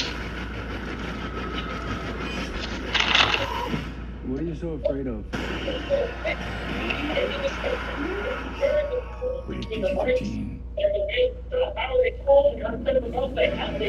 got a little too warm for Christopher Bell here in the desert as he has a mechanical failure. Steve, take us through, explain what just happened there with Christopher Bell. Let's take a look at our Toyota virtual car. We have scenes to tracks like Phoenix. We saw it at St. Louis. So this is the braking setup on the next-gen car. You see the So Bell is going to be our last place finisher.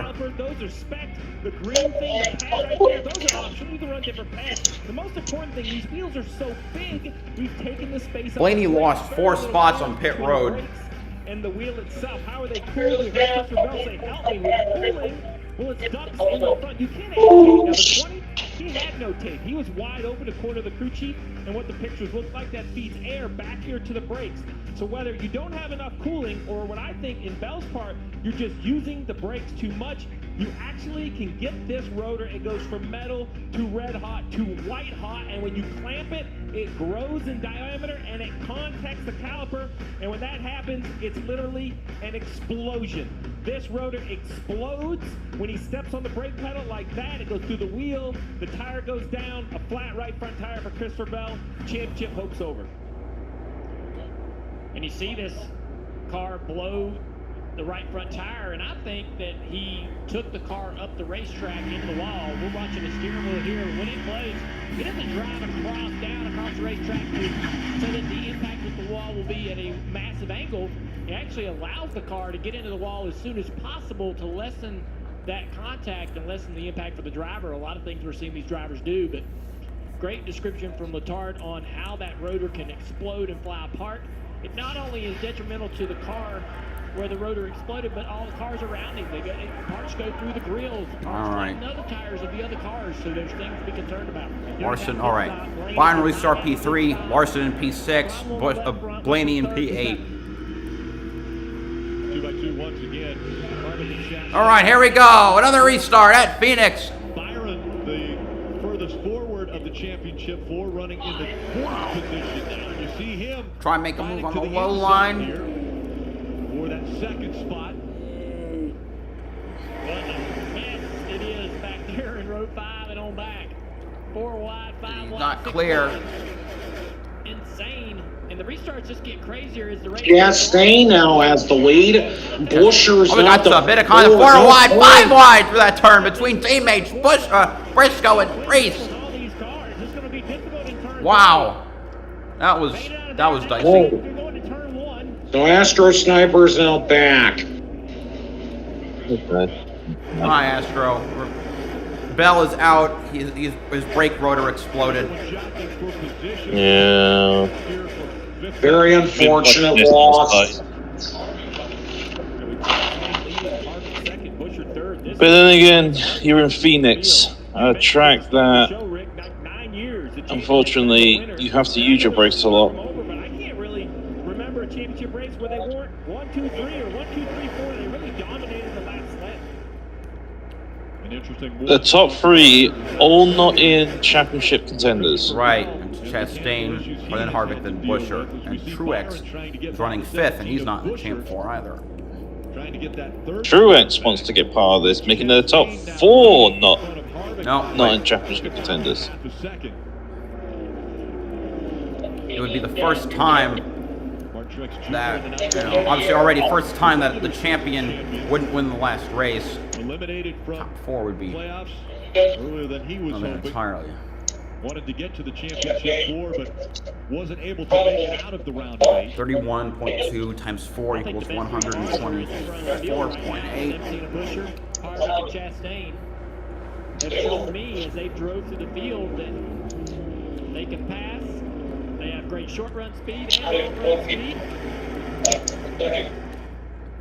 And now that means that your championship positions are always going to be dealing with dirty air all all day long. One will not have the advantage, at least now, of clean air as we go throughout the rest of this run. Ross Chastain a year ago, the incredible move at Martinsville to get into the championship for. Not as lucky this year. Ross Chastain was eliminated in the round of 12. You know, there's always been the rumor that NASCAR Nashville, at least the team's basically orders cars not to beat the Champ 4.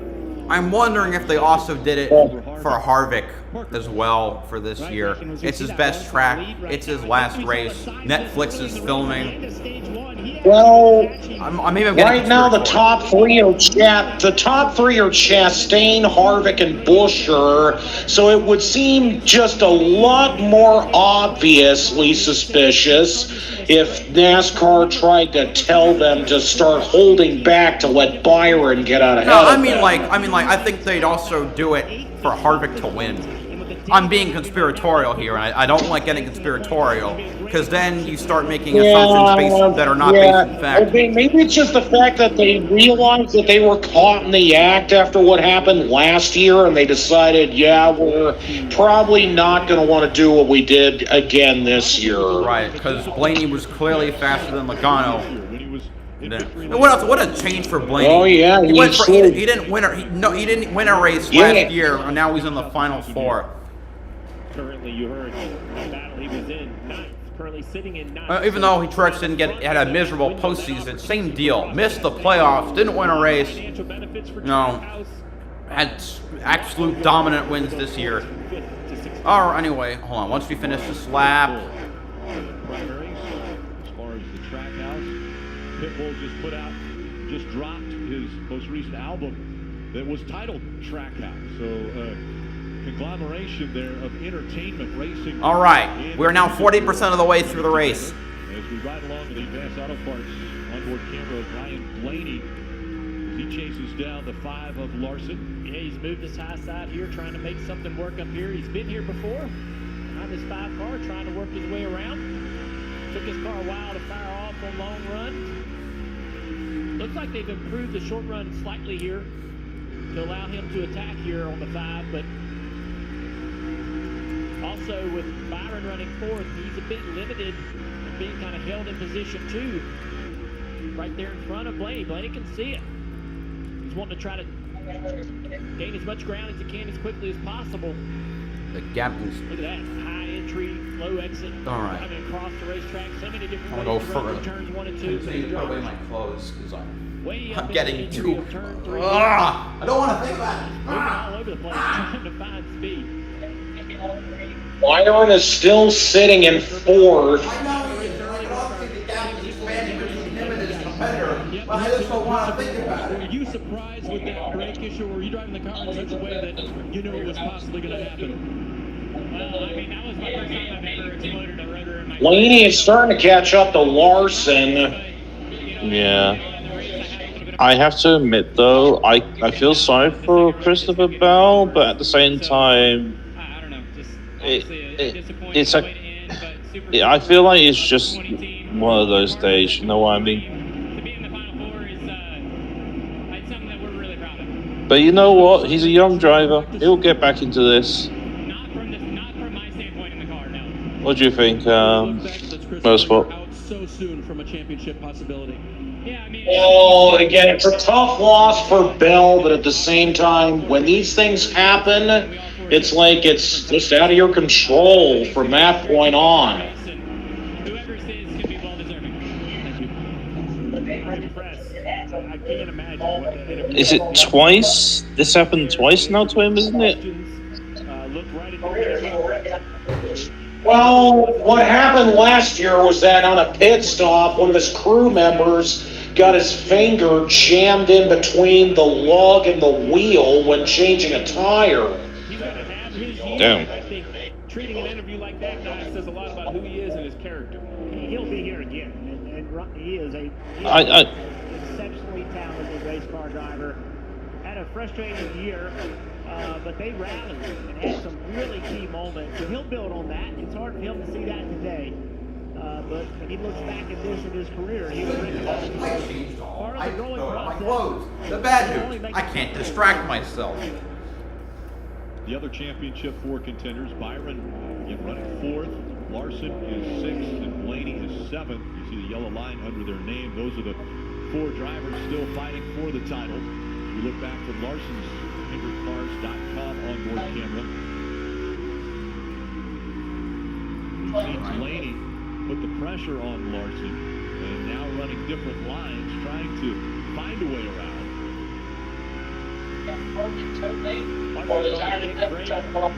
You know, on the short line, not fantastic, but able to maintain. You know, if he gets the track position on the other This two. was me. Wait, You know, like, wait a minute, the two? I'm maybe the same way I was at Martinsville. I could barely concentrate because I was so I was distracted by something else. The two I was has an extremely issue. nervous. I was having a nervous breakdown. Guys, the 2 actually has an issue Oh right yeah, now. He right hit the rear wall. flat tire. Or is that? Oh, he hit the wall. We're not even loose. I mean, it looks like almost loose the way it was wobbling. We just had pit stops, so Yeah, his rear just went and he just hit the wall. it was already a lap down, capping off a miserable sophomore season for I think he broke his drive axe. what? Is he gonna fall back to 4th, 5th? I see Truex is catching up to him. He's on pit road to get those repairs. Yep. Here's a 19. Only 29 cars, I believe, left. Yep. Trying the shortest way around the track again. It gets to the Oh god, this is interesting. The top 5th, 4 6th, 7th. drivers are not in championship series. Yep. Still gotta work on that long run speed on the 24. 3 or 5th, 6th, and 7th. And once again, Byron seems to be coming back to his competitors. I want to take a look at the Xfinity fastest lap. Oh, the championship is spicing up. Can we see the 24, the number 24 back in winning rate, the winning circle for a long time? It's been 22 years since the 24 got a championship. But it's Harvick, Buscher, Mhm. Jr., and William Byron, the first of the Champ 4. Hold on. Onboard camera. The youngest of the playoff drivers, Parker.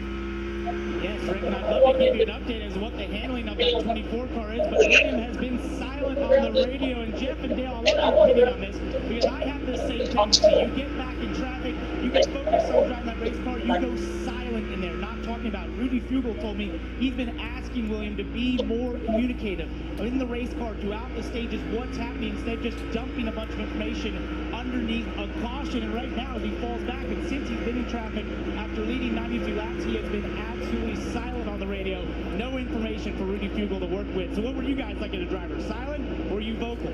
I wanted the crew chief to ask me what he wanted to know. I mean, I'm concentrating on driving this car the best I can. I want to run through this next corner as best as possible. I can't be thinking about what I need to share with my crew chief. I mean, ask me what you want to know. I will happily tell you how the car's driving. I'm going to be solely focusing on trying to get the car around the racetrack, particularly as I'm losing ground and losing position. I'm going to be trying to move around and find a better line to run. But I know I need to give my crew chief information, but I need him to sort of pry that out of me, asking me what he wants to know. Did you feel the stare, Jeff? Did you feel the stare from here? I want to hear what he had to say to that question. Well, when I get my answer, there are a lot of crew chiefs going to stare as well. But I like to give the information because I wanted. Oh, so apparently Logano also got on the outside wall in turns 1 and 2. 2 Penske cars. Is there another one that'll do it? Because one, I mean, Cindric crashing is something. A second Penske car hitting the wall. I don't see it in my end yet. But 2 Penske cars hitting the wall is another thing. The 22 of Joey Logano, last year's champion, had this happen to him earlier.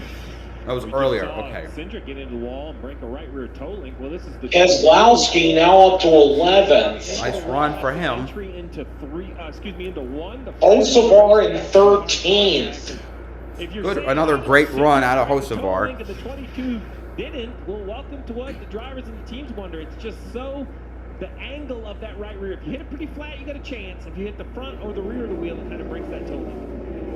22 still working his way around the track, was running 14th when that happened, but everyone chasing Ross Chastain now here at Phoenix.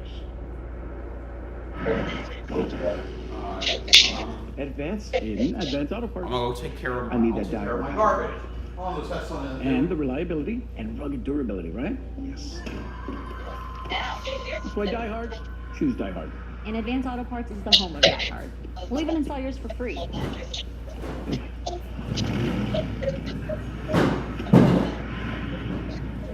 Abuela? She makes the best of moments. This is how we advance. Dad, would you rather time travel to the past or the future? I'll go back 20 minutes so I can eat this ham, turkey, and beef roast all over again. But you could just go back to the holiday buffet right now. No time travel? I'd get a pet pterodactyl. What? His name is Moon. You tripping right now? Actually, Black Friday mattress sale is going on now. Pay 0% interest for 60 months on in-store mattress purchases. Save up to $900 on select Purple adjustable mattress sets, or receive a $300 instant gift with the purchase of a Tempur-Pedic adjustable mattress set. Only at Ashley. So you telling me that the new iPhone 15 Pro is made with titanium? Yes. And it has the most advanced iPhone camera ever? Yes. This thing isn't working. Now hold on. Do you like my partners here? Yes. It's working. It's working real good. Get the new iPhone 15 Pro on America's most reliable 5G network and save hundreds a year with Xfinity Mobile. Time to meet your team.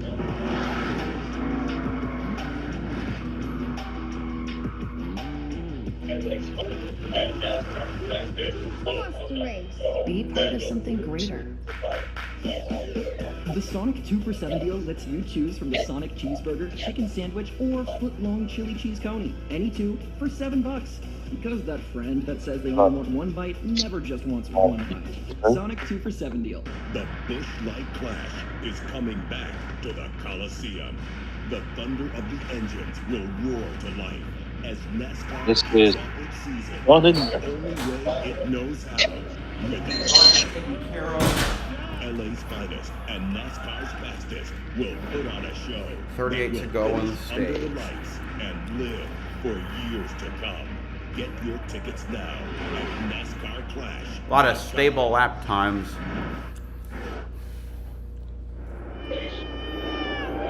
Fans, make sure to download the official app of NASCAR. You can follow the race. Ty Dillon has been lapped. There's also in-car cameras and a radio broadcast. You can also upgrade to premium access. Blaney is still trailing behind Larson. Larson is still trailing behind. Is spectacular. Search NASCAR in your app store and start a free trial today. The Champ 4. Harvick is still around half a second behind Chastain, and Buescher is 1 second behind. Exploded on that car. Bubba Wallace in 8th, Eric Jones 9th, and Daniel Suarez in 10th. Championship 4. Blaney's going for an interesting route, interesting line. And it seems to be working. He's letting the car go high and then onto the power quickly. See what happens next. What the leaderboard is foreshadowing. They're going to go side by side across the line. So frustrating because he probably knows that too. And I think Larson is about to be overtaken. Let's see how this goes. Blaney high side through the turn. Larson barely leads through it. Down the front straightaway. In position to finally make this pass happen. Let's see as we now go through 1 and 2. Fighting back on the inside.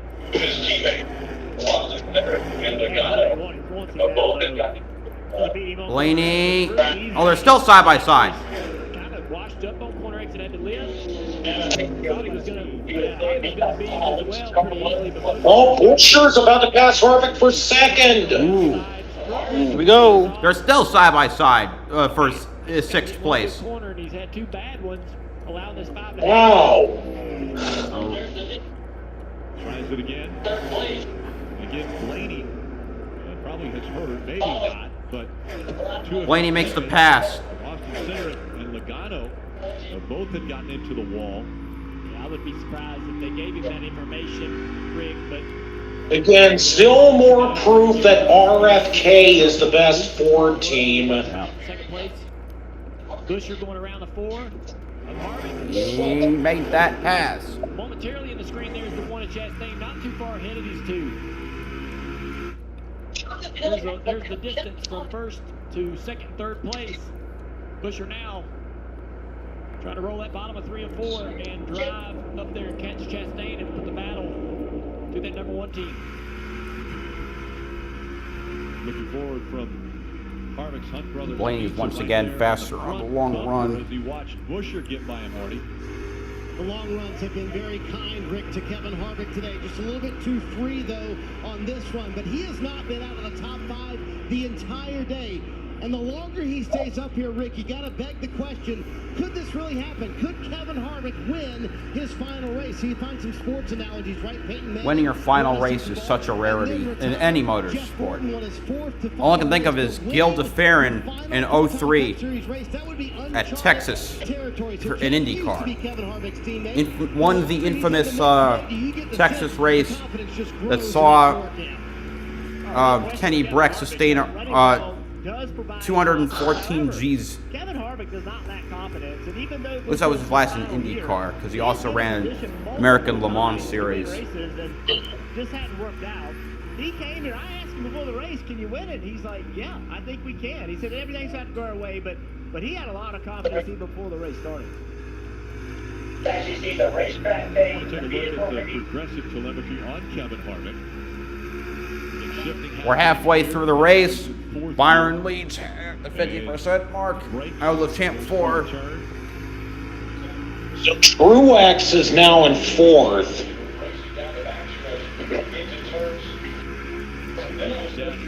Yeah, he's been there.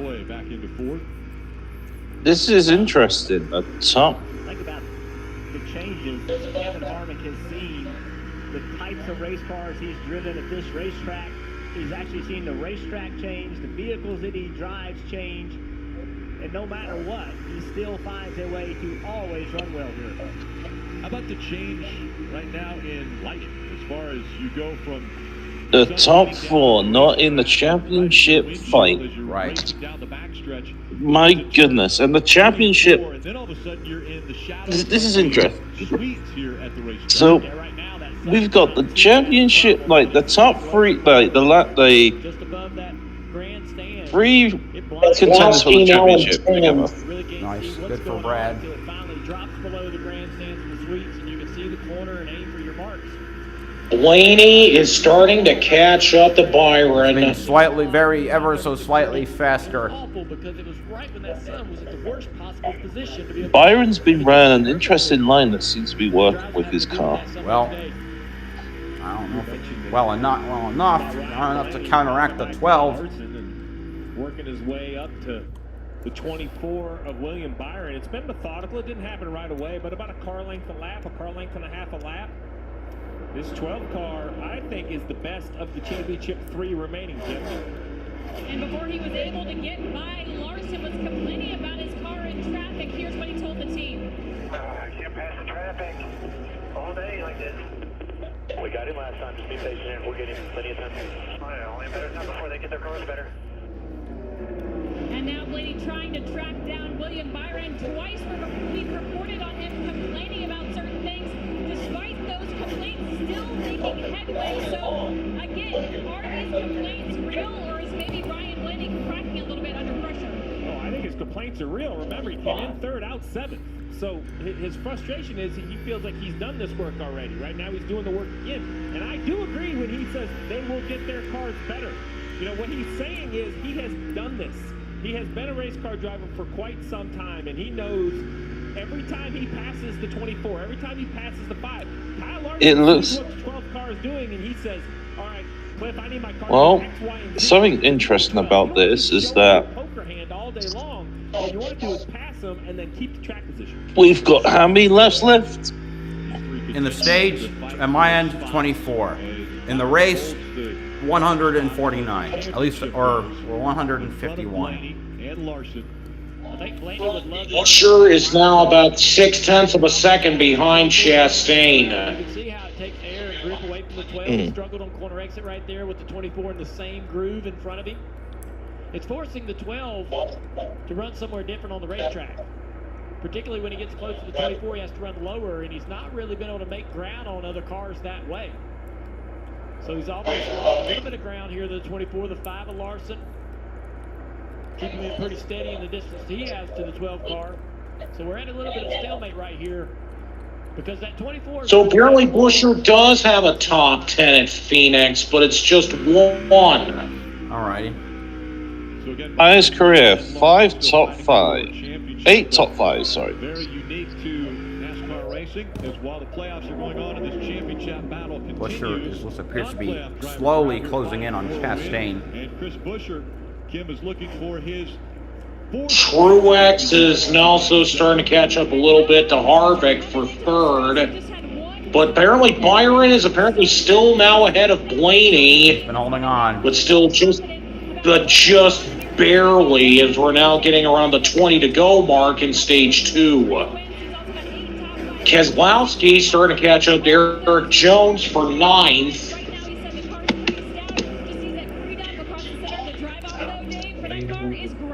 Looks like Chastain's car is starting to handle ill on the long run. Just looking at the margins are starting to shrink for the whole field up to Chastain, which suggests that he is slowing down. Blaney's all over the 24's ass. In the top 10 from the start of this race and throughout stage 2 here has been the 43 of Eric Jones. A great run for this Legacy Motor Club team. And Eric and I spoke this morning. He said, this is the best car I've had in a low downforce configuration all year. He goes, I can't remember being this fast. The team just recently came on the radio and said, within half a second. You're as good as the 5 and 24 ahead of you as he tries to hold off Keselowski. Parker, talk about a team that could use a top 10 finish today. How about Daniel Suarez sitting just outside the top 10? Busher is now within range of Chastain for the lead. And told his team, listen, I just can't get back to the gas like those other guys can. Way too free at the end of the run. Only 18 laps remain in stage 2. It's Chastain who's been out front already 51 laps to Olsevar is apparently still in the top 15 and 14. Great run. I just realized something interesting. Something to point out. Busher has been cashing Chastain by under he's coming up to him. I can see it on my monitor. Before looking at the leaderboard. What just happened? He's just getting close, that's all.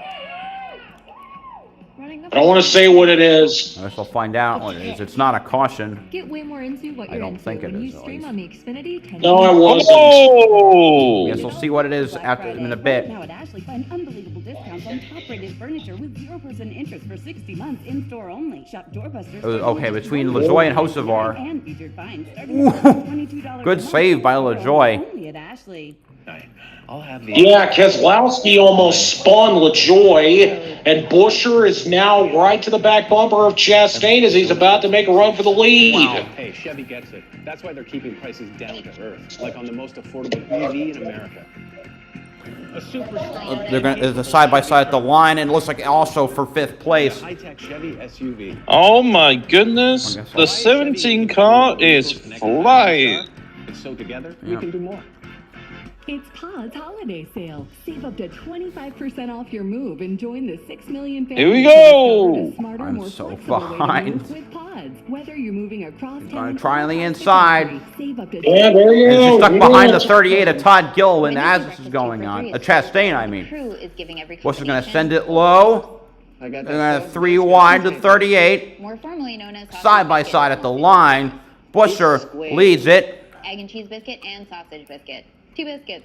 I'm impressed Tyler knew what squaring was. Chastain still poking ahead. But that 17 has got some great long run speed. No matter what you call it. And he takes the lead. Chris Busch, or is he? Yes, he's clear now. Busher leading at Phoenix. Yeah. How about that? Chris Busher could probably end up winning the second stage. No. It would be his first stage win since, I believe, the Coca-Cola 600 back in May. Yeah. Wow. It's only will be his second stage win of the year, too. Shit. Wow.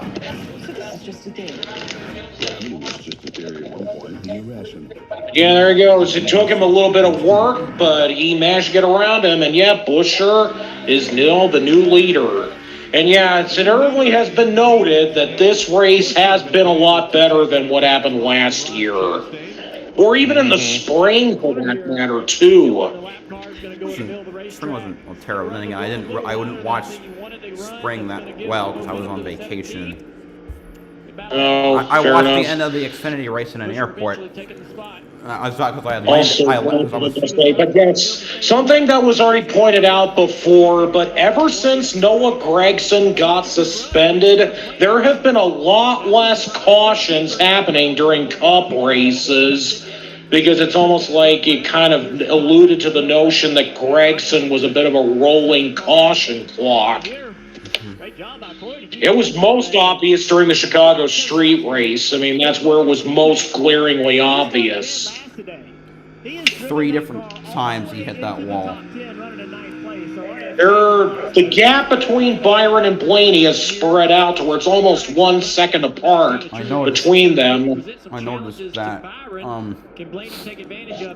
Oh, they've caught up to Truex. A little bit of ground in the 24 here over the last couple of laps. 10 to go in the stage.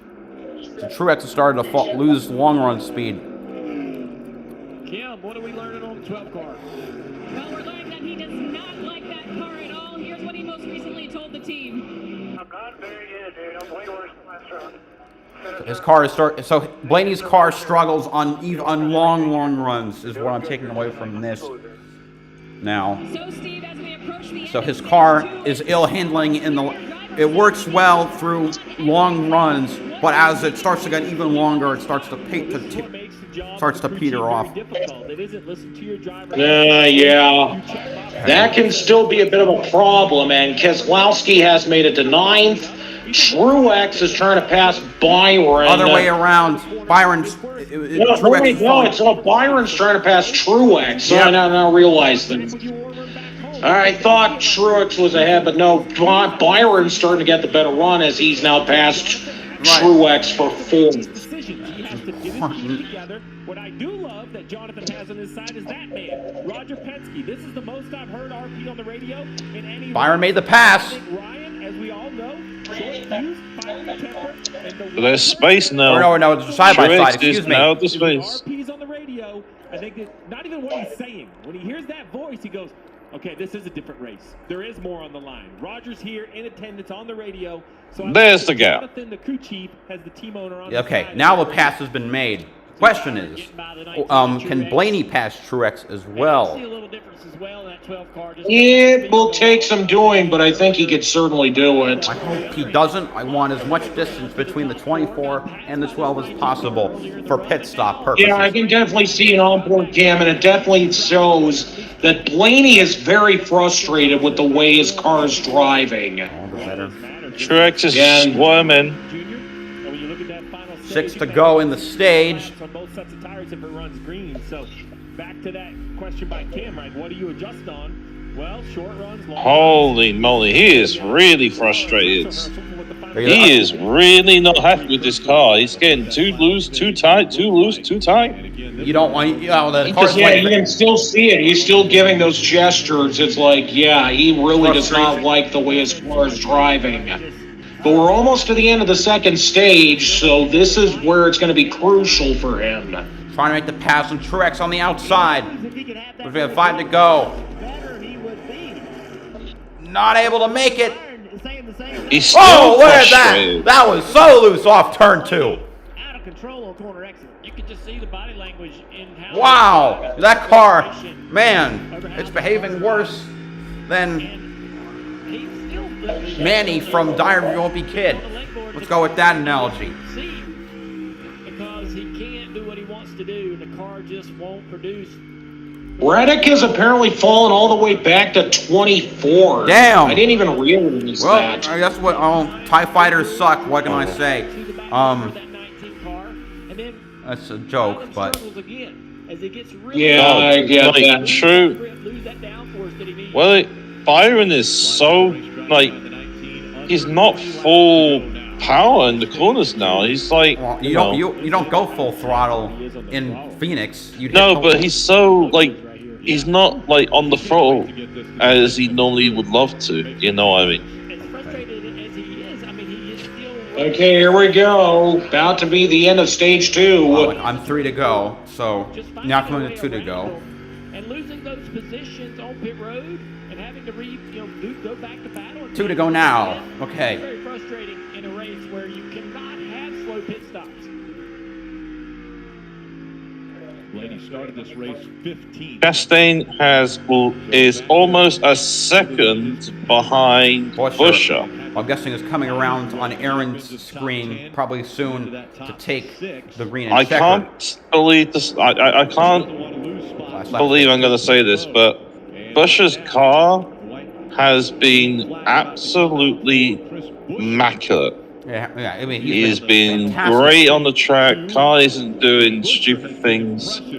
Yeah. He gets the checkered, white checkered. Yeah, I'll see it around on my screen within probably the next 15 seconds. I see him now through 3 and 4. Well, there's some lap traffic in the way. And there's a caution. All right, Buescher wins the stage. Chastain second. Harvick third. 4th goes to Byron. 5th to Truex Jr. 6th to Blaney. Larson 7th. Bubba Wallace in 8th. Keselowski 9th. Jones 10th. Okay. 127 laps remain. Maybe some final adjustments. Again. So yeah, how about that? That is Buescher's first stage win since the Coca-Cola 600 back in May.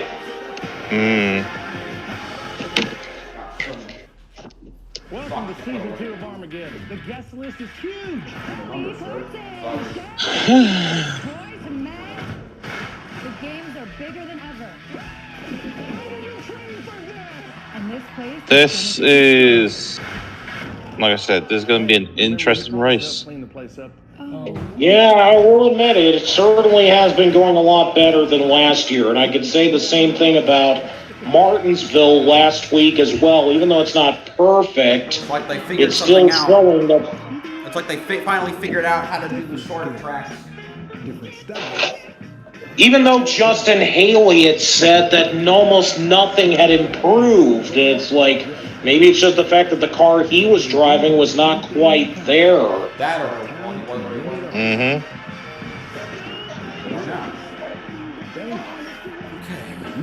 Sunday night on NBC and Peacock. 31.2 times When you 6. support City Harvest, What's this lap? Okay, 187. love. We are now You feed 60% of the way confidence, through the race. community, and comfort. You feed health, strength, and spirit. When you support City Harvest, you do more than just provide hundreds of millions of pounds of food to millions of hungry New Yorkers. You feed good. Support us at cityharvest.org. However you do the holidays, do it together in the Chevy that's right for you. The strong and capable Chevy Silverado. Bathrooms. The So, award-winning Chevy this is going to be interesting. or the all-new Chevy Trax. Yeah, well, we're coming down to the final stage now. Get 1.9% financing on all 2023 Silverado 1500 pickups, or get $2,000 total cash allowance on this Silverado. See your local Chevy dealer. Chargers preview tonight on Sports Final. NBC Sports coverage of the NASCAR Cup Series Championship is brought to you by Sonic. Sonic. Credit One Bank, a credit card company. And by Toyota. Let's go places. 2 stages complete. Championship weekend here at Phoenix Raceway. And some fans taking a different perspective of this racetrack. Here in the foothills. Mountains just off. Also, because something I just thought of, Bubba Wallace is fighting with Joey Logano and I think Ross for top 10 in points. Ross is high up there. So, all right, pit stop time. I'll make my calls. First on to pit road. Yeah, I think Chastain was still seated 9th in points, and Bubba Wallace is trying to beat him for that. Yeah, but Chastain ran up front both stages. All right, here we go. Byron comes out second on pit road. Don't spoil it for me. All right, let's see what. Oh, they're not showing the timing for the pit stops. Yeah. Just like in stage 1, Kyle Larson fell back to 7th. He said we lost a big chunk of rear grip at the end of the run. And he said the car just will not change directions in the corner like we need. Cliff Dana's taking a pretty big swing here, Parker. For William Byron, every time they've helped the long run, it's hurt the short run and made him too tight there. Would be 4 Goodyear tires, stoked no fuel. We'll see what he's able to join that picture. Yay for number 1 pit stall. Chastain, Byron, Truex, Larson, Blaney, Harvick, Keselowski, Buescher, Bubba, Jones. Larson, 3 spots coming off of pit road. To be honest, I gotta say this. I think this race might be the 17's victory here. Where'd he end up after the pit stop? He lost ground on that pit stop, so he's going to have a lot of work ahead of him, as well as Harvick, because he fell back too. Who came out 3rd? That's true. Truex. That's true. Truex, okay. Also, but you gotta admit as well that Busch's car has been not just good, but it's been quite probably in the top 5 best cars this absolutely. this race. So he can make all those spaces back no matter what. I wouldn't be sitting here in my Sunday best if it wasn't. Around these parts, we might be men. They're just killers. I took an oath to take care of one. I ain't about to quit this.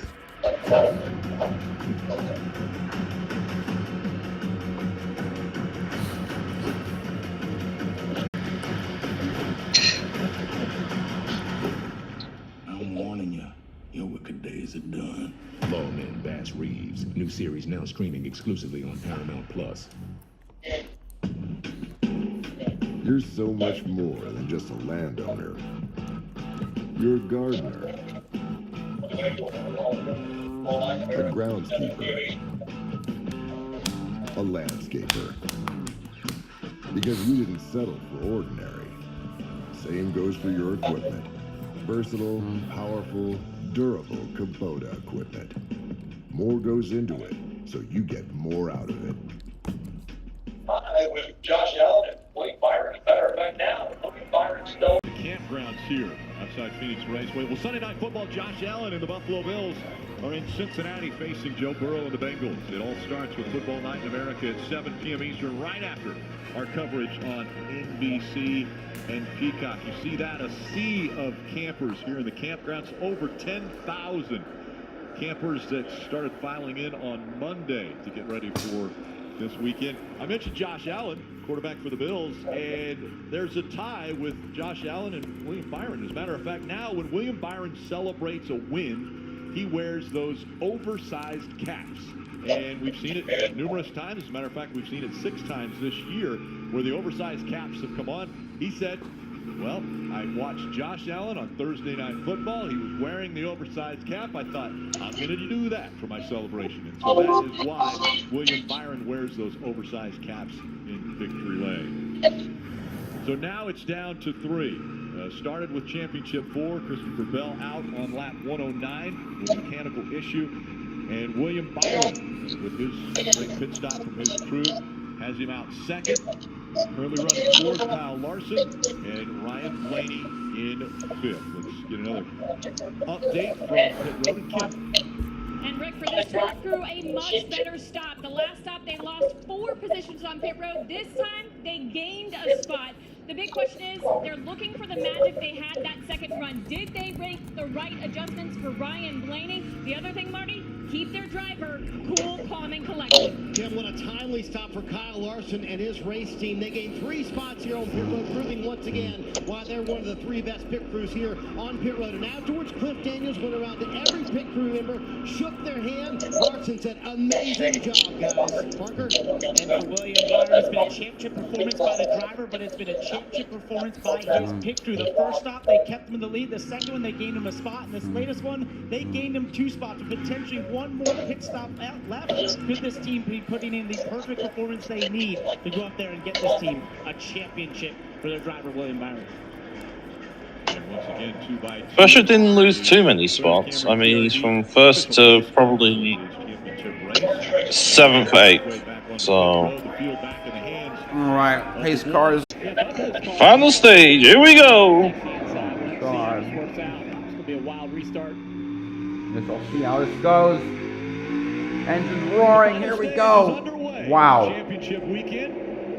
Ross Chastain leading Less the than race. stellar start for Right Byron, now, looks 24 like. of William Byron leading the championship fight. Going on the outside of the 19, trying to stay in second in front of Martin Truex Jr. He has the momentum, but he can't. Content in the background. Blaney picks off the spot. Blaney passes Larson for 4th. Battling back on the outside here. Larson lined up in the inside line where the control car of Chastain was, and it gave him that advantage on the launch to be able to beat the 5 through turns 1 and 2. Just 100 laps remaining in this season. In this championship. Byron clears for 2nd. Now has the upper hand. Running in front of Blaney and Larson. Byron finally cleared the 19 of Truex. Now can he chase down that 1 of Chastain? Chastain's been so fast over the last handful of laps here. Harvick after running up inside the top 3, leading laps here, has fallen back to the 6th position. Bubba Wallace is 7th, Keselowski 8th. Buescher, who is leading in 1 stage 2, is 9th right now, with Eric Jones in 10th. Spots back. You see what 17 is back there in 9th, and that's every playoff driver's fear, right? He ran great in the stage, came down pit road, had a pit stop. That cost you some spot, and then the restart you lose a little bit more. And the stop wasn't awful, but 12.6 seconds in today's world. We heard Parker mention in the pre-race. 9 to 9. Larson going to lose us. He's falling back away from Blaney. Harvick's right behind him. You know how fast Harvick has been. Under yellow, you lose a ton of spots. Harvick is behind Larson and might be able to pass him for 5th, but Larson again, as I'm telling you. He's like, people speculate, you know, Buescher Larson, looks like he's going to overtake Keselowski here. the thing about Larson, people speculate he would be a shoe-in because, you know, he won Vegas. He would have the most time to work on his car. But I'd argue, even before Bell got knocked out, I'd argue Larson probably had the worst car.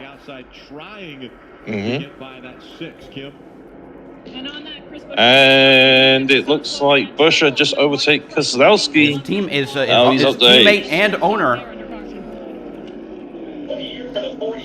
Those are the kind of mistakes that the championship guys are worried about. None of those guys have been a little better than others, but in this race wide, Big fight with Suarez right now.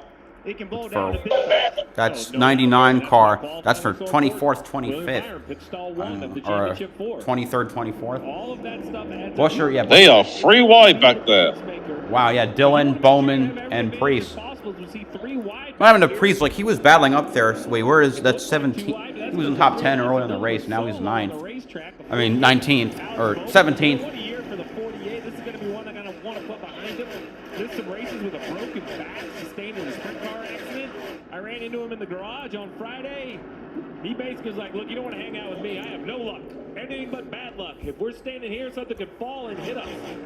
So he was really looking forward to just finishing this year up. He still has belief in his team and in his talent. He's just looking for something to go his way, Dave. And Stevie should believe in his team, especially they were the wall crew today. Not running where he wants to right now, but each time he's come down pit road, they've picked him up 3 spots, so they're having a great day. Bowman and his teammate Chase Elliott, both after missing All right. this year, missed the playoffs. And Oh, yeah, I still find it so strange during that time when Phoenix Raceway was called ISM Raceway. Oh, doesn't roll off the tongue well. In 2015 How many cars are running really low? We saw 3 cars, but we saw that shot. Guys that 1 and 2 are as low as I've ever seen them running over there.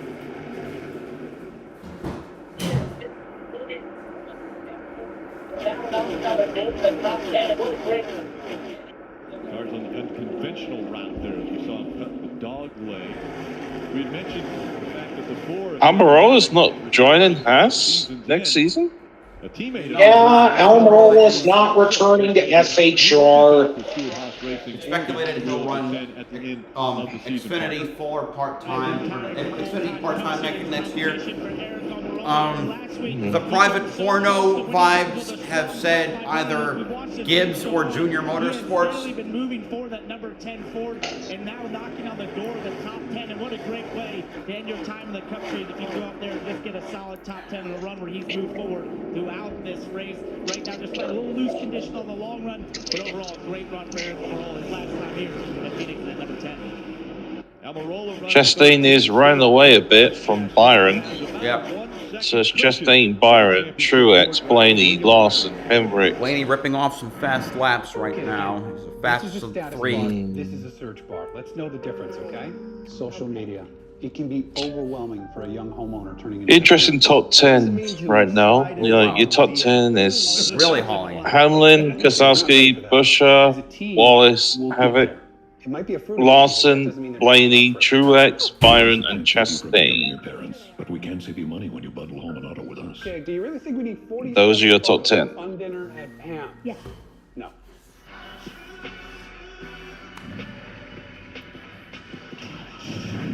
Hours of love from you.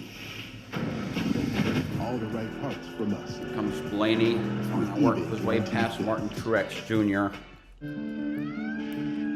I believe he's got him.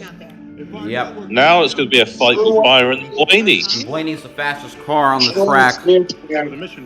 That's why we partner with Verizon Frontline, the network to So they must have fixed something on that car. Maybe the wedge was too loose or too tight or not a good setup.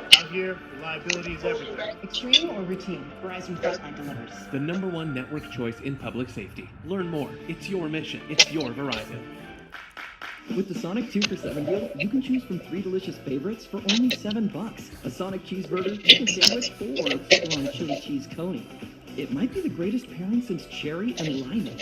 Sonic 2 for $7 deal. We've come a long way in 125 years. From dirt track to super speedway and every track in between. Never backing down, pushing boundaries and giving it everything we've got. Yeah, we've come a long way, but there's still a long road to run. Buescher is catching up with Wallace right now. The official car of NASCAR.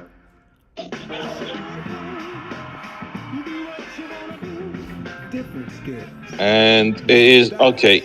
As you guys are on break, I see massive fight between Byron and Blaney right now. Yeah, I can see it waging right now. Timing tells me it'll be a side-by-side. Different lines through 1 and 2. On NBC and Peacock.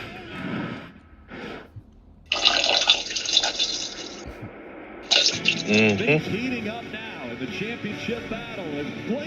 Byron barely gets across the line first, but I think Blaney's going to pull away unless he has a problem.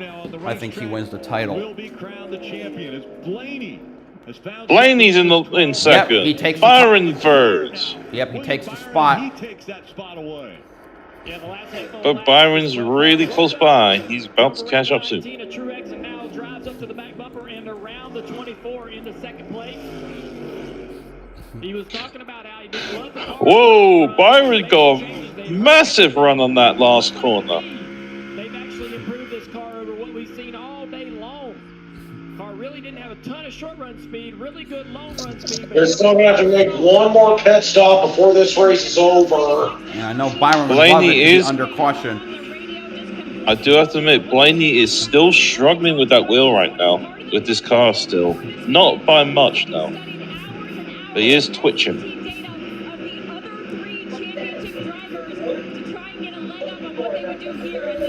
Like, ROX is starting to catch up to Byron. It's clear, as you point out, the short run speed is there. With a 100 laps to go in the race, one pit stop required. Did they make the gains only to affect the short run, or will it hurt the long run? Very interesting report from Kilm. Being able to study SMT data from other drivers, you can actually get the data from their car. Where they're using the gas, where they're using the brakes, how much throttle input. And although you may not can drive the car just like that, it teaches you what they are looking for in their car, where they believe it's got to be the best to make lap time. Yeah. And now the team is putting the 24 into a very difficult position, Parker.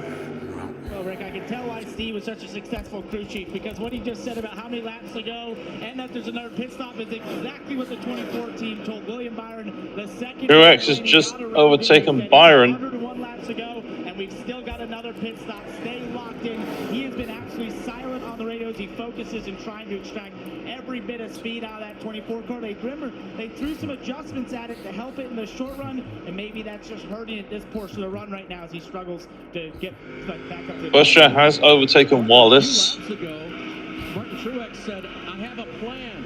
I hope it works. He was running fifth. Hard lengths behind the No, Byron's got the issue with the steering right now. He moves around him. Yeah, I wonder if the handling's kind of going away on this 24. Losing a little bit of ground now to the 19 of Truex as Truex kind of drives away in third place. There's Byron up the racetrack looking for balance. There's 1.5 seconds on it. It's over. Yeah, Byron's too loose. Kyle Larson, his teammate, running in fifth, just ahead. Byron's loose right now, and 25 cars are on lead lap. For this 24, Byron up the racetrack.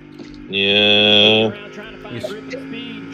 You can tell by the car, like, his steering is just not comfortable now. I know that they have a lot of time, they have another pit stop, all those things, but if it does go green, that's the concern for the driver when he sees the 12 of Blaney driving away.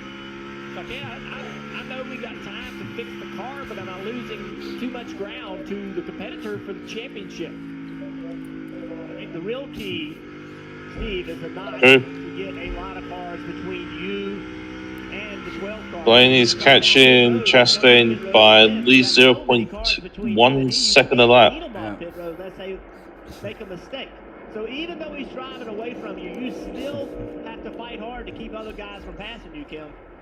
And Steve had a great question. Did they adjust on the 12th car to set it up for a good car? You obviously can feel the back moving around a little bit, so it's going to feel free. But look, you can't change that it's going to feel free. That's what these cars do. So what is the car doing to give Brian the indication that over the long run he feels like it's going to go free? Whatever. Well, so if you look at the 12's balance has swung, he's been a little tight in the middle, meaning the front won't change direction, but his real issue, as we rode on board lap after lap after lap, was those big corrections with the steering wheel on drive off, meaning he lost rear grip under power. So now he likes the car in the short run. Obviously, he's driven right up to second. It's closing in on Chastain. He obviously can feel the back moving around. There's a the little bit, 12 closing in on the leader. Look, you can't change that it's going to build free. That's what these cars do. You can change the severity of it, right? You can't turn the volume off completely. You just turn the volume down. What I really liked was the calmest we've heard Ryan Blaney on the radio yet today.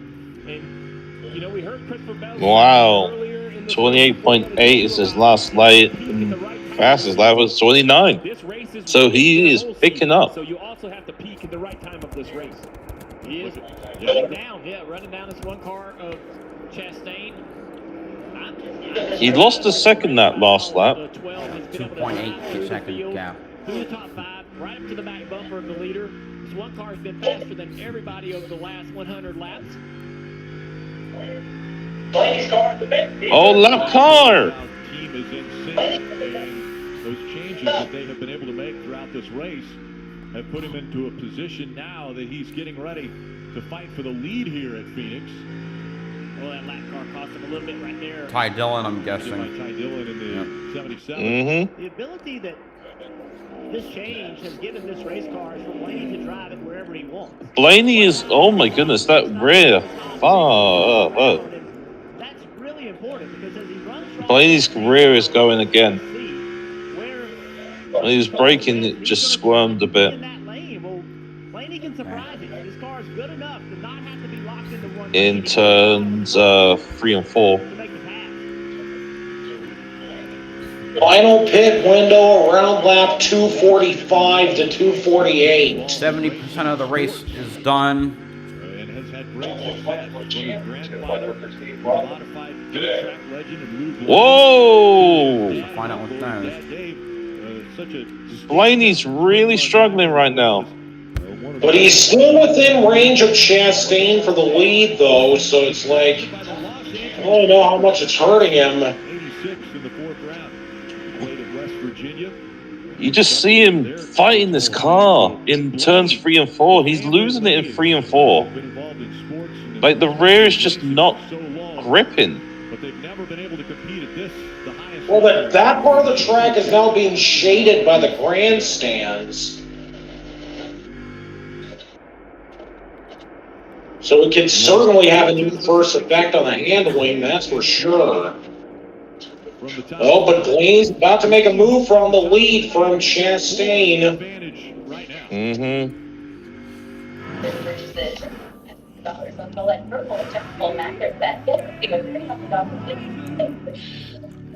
It's going down, down, down.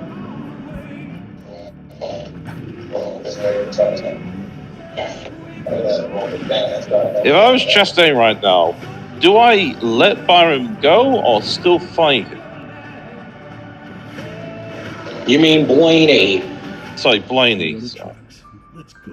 Well, that depends. I think Chastain certainly wants to battle Blaney.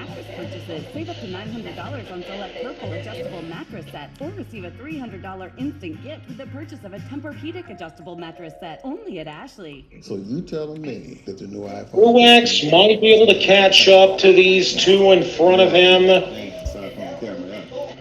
And you got this on Xfinity Mobile. Busher is At least time on the leaderboard is first in drivers. well. Chastain and Byron are still. The gap between them is still under 0.3 seconds. There's your boogie bag. All that food for $5, that's my go-to. Ooh, that's my ride or die. Just like you and me. JRX is behind the leader by 1.4. Byron and Larson are close by with Harvick, Busher, Wallace, Kozlowski, and Hamlin in the top 10 still. Bush should just overtake Harvick. Okay. That's why diehards. Okay, Busher now passed Harvick for 6th. We'll even install yours for free.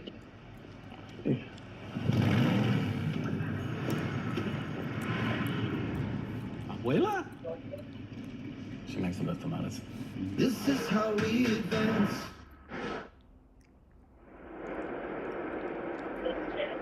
Chastain continues. We might see a frustrated Blaney again.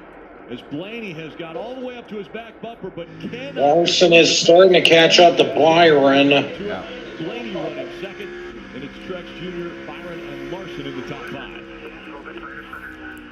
There you go. He was saying either something's not working right now. I know Blaney is trying to pass Chastain. I don't think he said broke. I think he just said something's not working. Blaney just said in his radio. Well, again, he is going to have to make his stop here sometime soon, so he's going to have to be prepared for that. His crew is going to have to be prepared. Yeah, this is going to be interesting because if you think about it, do you pit and risk that caution comes out to get a free pit stop? Well, right now, it's really going down to being a long run, so I don't think there's going to be a caution, at least not now. That's what I mean, yeah. And also, the biggest thing you have to risk is do not have a speeding penalty. That could be the biggest kill shot to your chances. Either way, it looks like Netflix is going to have a field day with today, especially if Blaney wins. 2 free the first run, 2 tight the second run, now 2 free on entry on this run. Busher is catching up with Larson. And oh, by the way, when do they pit, to your point, Steve? Well, so the problem about the balance, it's not the same for everyone. We talk a lot about speed, and I think the viewers understand cars are faster than others. Other cars are easier to drive, and yet again, other cars are easier to adjust on. Sometimes it's like a strike zone. It's big. Anywhere you throw the ball, it makes improvements. You can move it around left and right, make the car a little tight, a little loose. Other times, the strike zone is non-existent. Half a pound Oh, of air, shoot, you the can loose the tight. leaderboard Those fizzled. razor-edge cars, those are the ones you hate to have in a race like this. Because now the decision Cliff Daniels have to make, it's under a microscope. Oh, there's going to be a caution. Never mind, there's not going to be a caution because the leaderboard. Byron, oh my goodness. There's something, I guess. Sorry, Blaney, Blaney is fighting that car in 3 and 4 still. He ran him down, but he's not been able to pass him. Really loose. Well, there's still no caution yet. Yeah, well, I fucked up. The leaderboard was trying to snap back to reality. Oh, there goes gravity. Yes, I had to throw that. Blaney's really struggling in this last 2 corners. Well, it doesn't matter. He's got a 4.1 second lead over his closest championship 4 pause race. Unless he spins out. True. Junior, you mentioned the sun earlier as far as becoming a little bit of a nuisance. Yeah, we got 76 laps to go. Still above the grandstands and Ooh. streets right now. So in the eyes of these drivers, with 76 laps If you was the crew chief to Blaney right now, you should tell your driver to relax right now. Just focus up. Just relax. Yes, the car is unstable in that last 2 corners, but focus. The 2 contenders are still behind you. Here in about the next 6 laps, they're going to have their pit window open. Pit window open for green flag stop. Frustration sort of surprised me a little bit, especially like he's in position right here to win this championship and closing in on one of the final pit stops of the day, if not the last one. And so their lap times have been so much better than Byron and Larson. Busher is now 0.2 seconds behind Larson right now. If this stays green, we're creating the advantage right now. Don't get too worked up about the one car. I know you want to get by him, but we're creating a great advantage for ourselves as this pit cycle might start under green flag. Just behind these 2 is Martin Truex Jr. Day. Give you a little Toyota driver update with Truex, the highest running of all the Toyota drivers in the field right now, running 3rd. That plan that he hoped would work was conserving the tires, running a little bit lighter so they'd have more tire at the end of the run. Not so sure it's worked out exactly how he wants to. He radioed in, said the rears are wearing pretty well. Oh, here we go. So far, pit stops. so good on the plan. He stays Here we go, pit stops. It's a race. Last couple of times around, guys. And it's 5 and 24. Byron and Larson are in. Byron, first one in. All right, and Larson. Okay, let's see how this goes. Blaney. And the counter by the 12 of Blaney. Marty. These 2 cars all the way at the very end of pit road. Going to be a long Here we go. here for the Hendrick teammates. Kyle Larson said way too free on entry, and then he came on the radio about 4 or 5 laps ago, and he said, quote, not good. Cliff Daniels is going to have to. Here come Blaney and Chastain. Larson gets him. Past Byron. Yes, Larson just beat Byron off pit road. Sorry. Now Blaney's in. Wow. Blaney had a spectacular pit stop, a 9.7, faster than I think both the 5 and. Oh my goodness, Chastain just slowed Byron down. Here we go. Yeah. One in front of him right there, so close for Blaney. Checks up a little bit to make sure he doesn't speed. No loss. You see the 5 and the 24 on the map. Here we go. No pit road speed on board with Blaney. And somehow Chastain Blaney are still ahead. Very well done. My goodness. Well, I would expect them to be ahead. They had a second. They had a giant cushion. You're right there, you hear him. Did they pit? He wants to know where they're at. You're good, Ryan. Everyone's pitted. I'd be giving him the settle in. So Blaney, Lawson, and Byron. That's the top. That is the three that are, well, in positions. Byron's ahead of Lawson. Lawson's ahead of. No, Byron's behind Lawson. Lawson's behind Blaney. Blaney is going to win. Yeah. It's about 2.5 seconds. Who's going to gamble? This is not new. This is what we've seen this year. The data, the information. You know, when I was down there in the pit box, it was you and maybe one other guy talking to your spotter, figuring out who's coming, and you'll miss a lap or two, and that can be a couple seconds. Not anymore. These teams have war rooms. They have so much help. It was clear that Blaney was just waiting for those 200 cars to pit. As soon as they came, the 1 and the 12 came the next lap around. Don't want to lose too much of the advantage of these Goodyear tires. As a matter of fact, 75th anniversary celebration Goodyear Eagles that they have for these guys today. And on the left, let's talk about the cars that are still out there. Hamlin, the playoffs that could have been, Briscoe, Stenhouse Jr. So those three have yet to come. 10 cars on the lead lap? Because the leader hasn't pit. Oh, the current leader hasn't pit. It'll cycle back around. Hamlin, Briscoe, and Stenhouse still have yet to pit. Briscoe and Stenhouse could pit, and the worst they're going to restart is 7th, 8th, 9th, or 8th, 9th, and 10th.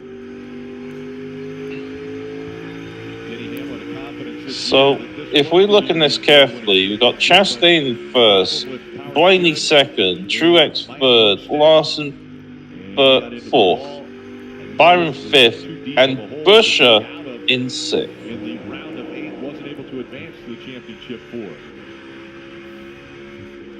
Hamlin's out in front. Briscoe and Stenhouse Jr. still have to come to pit road. Chastain, Blaney, Truex Jr., Larson, and Byron have all been to pit road.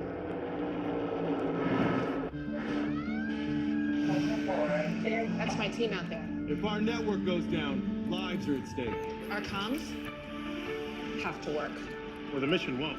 That's why we partner with Verizon Frontline, the network that truly prioritizes first responders. So we don't worry about getting through. And they're the most reliable 5G network in America. Out here, reliability is everything. Extreme or routine? The 10 and the 43 are fighting right now. Choice in public safety. Learn more. It's your mission. It's your Verizon. At IHOP, we're flipping up more than pancakes with our new menu featuring waffles, biscuits, burgers, Benedicts, and more. There's always a way to put a smile on your plate. Only at IHOP. Download the app and earn free food with every order. All the parts you need at the prices you want. Guaranteed to fit every time. So you can keep your ride or die alive.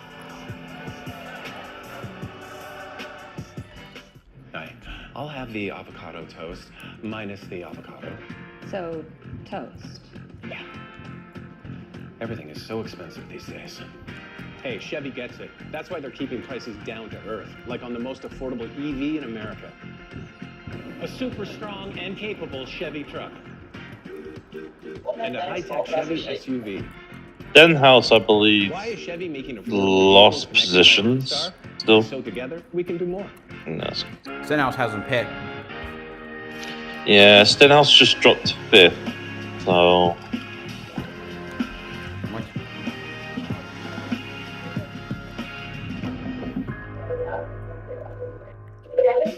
Right now, Sonic's small hand mix shakes are $1.99 all day. It sells itself, so I'll just list flavors in my sexy voice. Chocolate, strawberry, peanut butter. $1.99 small classic shakes all day at Sonic.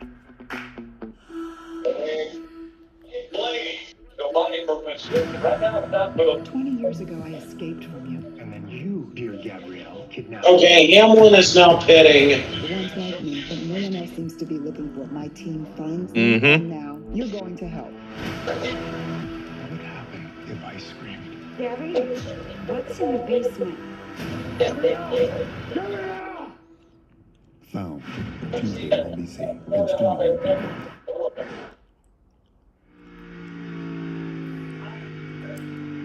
Ross Chastain and Ryan Blaney still fighting for position. Right now it's not for the lead, but that's just because Hamlin and Briscoe still have yet to come to pit road.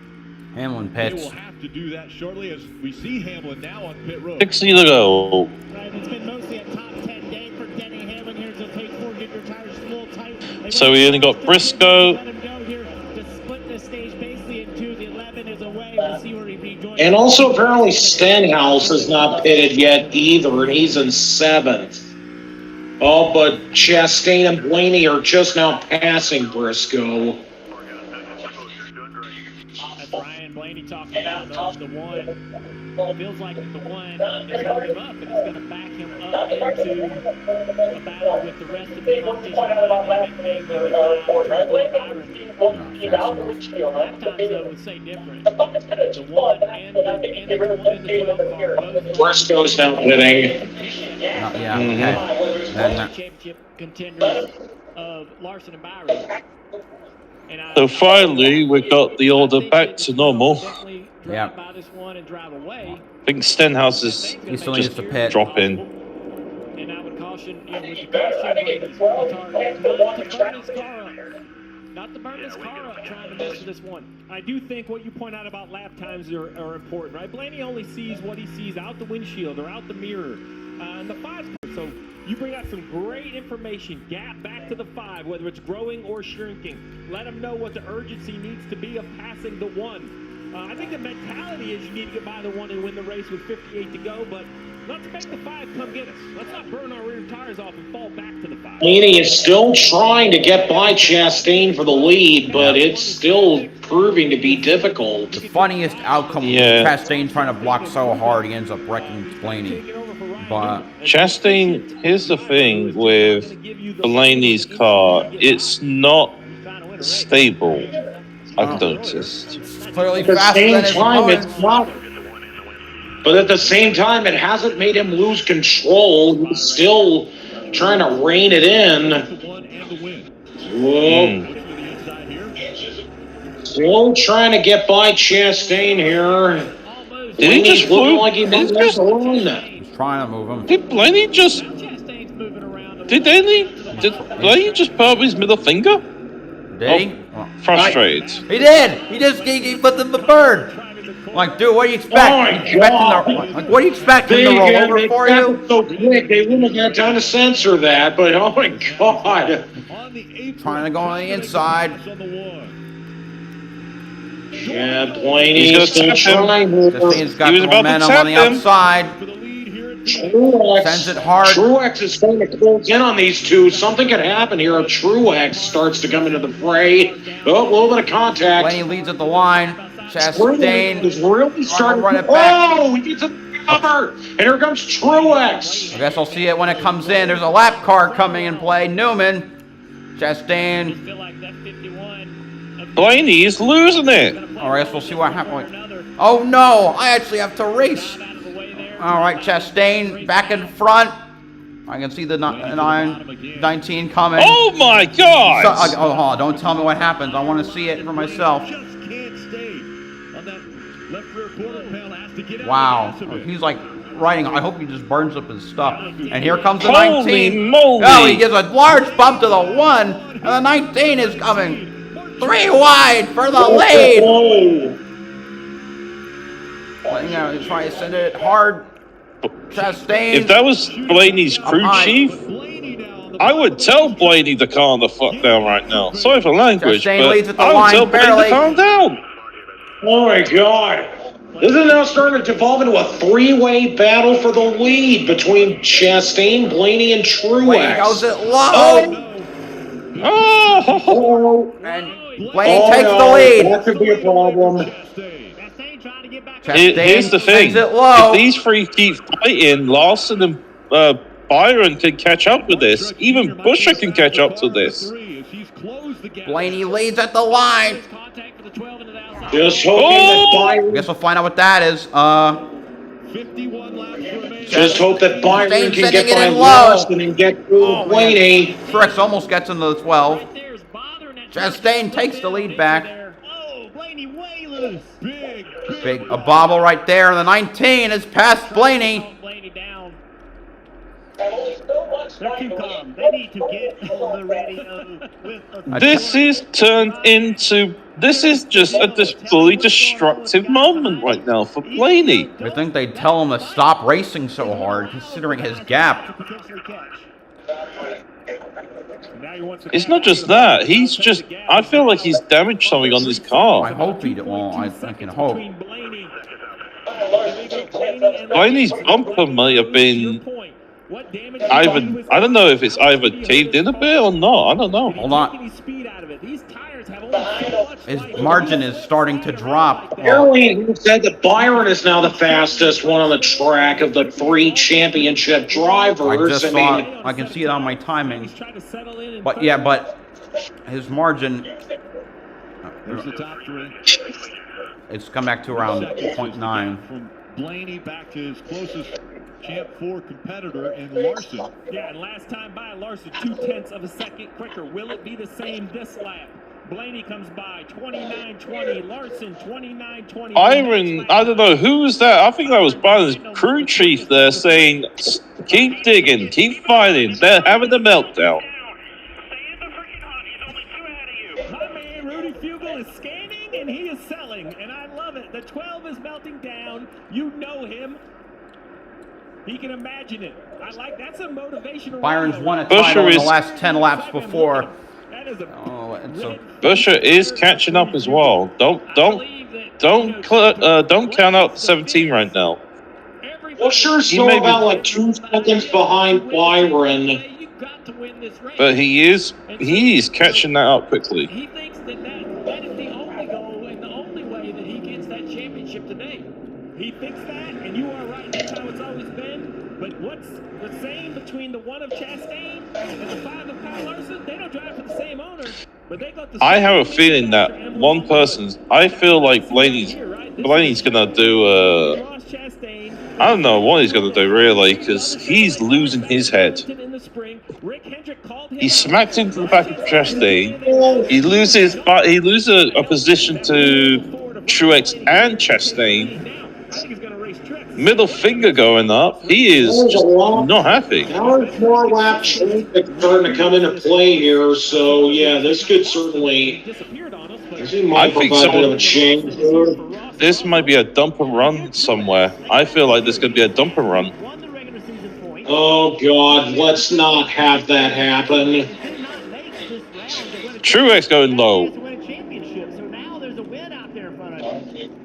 Byron's still in the background, but he's going high. He is chasing down that 1. He's doing his best. Now, the 1 of Chastain gets back into it. Lap car's still ahead. Byron is now getting a little bit closer to Larson to try and get by him, but still about like 0.6 of a second behind Larson. Yep. Blaney's apparently now gotten back behind. Here's the lap trapper. He's going to make the battle interesting. We got Dinger and Elliott. And here we go. This is where the battle's going to heat up again. Here comes the fight. Here we go. Here we go. Blaney is going for that 2nd spot right now. Try and get there we Truex. go. He goes to the inside. Now, Truex. Blaney and Chastain. Is Blaney going to retaliate? Is he going to keep calm? And Ross Chastain. Right now, Chastain leading. Blaney takes the spot. We'll see if he can stay out front, though. I have a feeling that something's going to happen. There's going to be a caution here. We've come a long way in 125 years. I think this is going to be an actual first caution of the race. Oh, 2nd caution of the race, sorry. Never backing down. All right, let's see how this. And giving it everything we've got. Yeah, we've come a long way, but there's still a lot more road to run.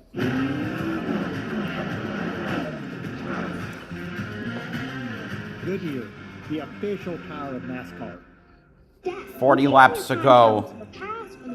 I go back 20 minutes so I can eat this ham, turkey, and beef roast all over You again. can go back to the whole day. Blaney is right behind the 1 right now. Hey, it's gravy time. I done sat at the wrong table again. You've waited all year for Black Friday. Right now at Ashley Fun. Busher has literally gained. There we go. I think Busher just gained a gap on Byron. Just $199.99 and by a second. Starting as low as $22 a month in store only. Only at All right, Ashley. Chastain trying to guide defensive maneuvers. Pay bump in our allowance. Lap traffic is in front of Chastain, so this has caused a big effect. Buried treasure? Maybe it fell off a truck. And it's the 9 car that was causing it. Yep. His teammates are the 5 and the 24 and the 48, but he's not relevant right now. Equity fund that specializes in mid-cap. You do you. Chastain is still ahead. Blaney, his rear's gone in again.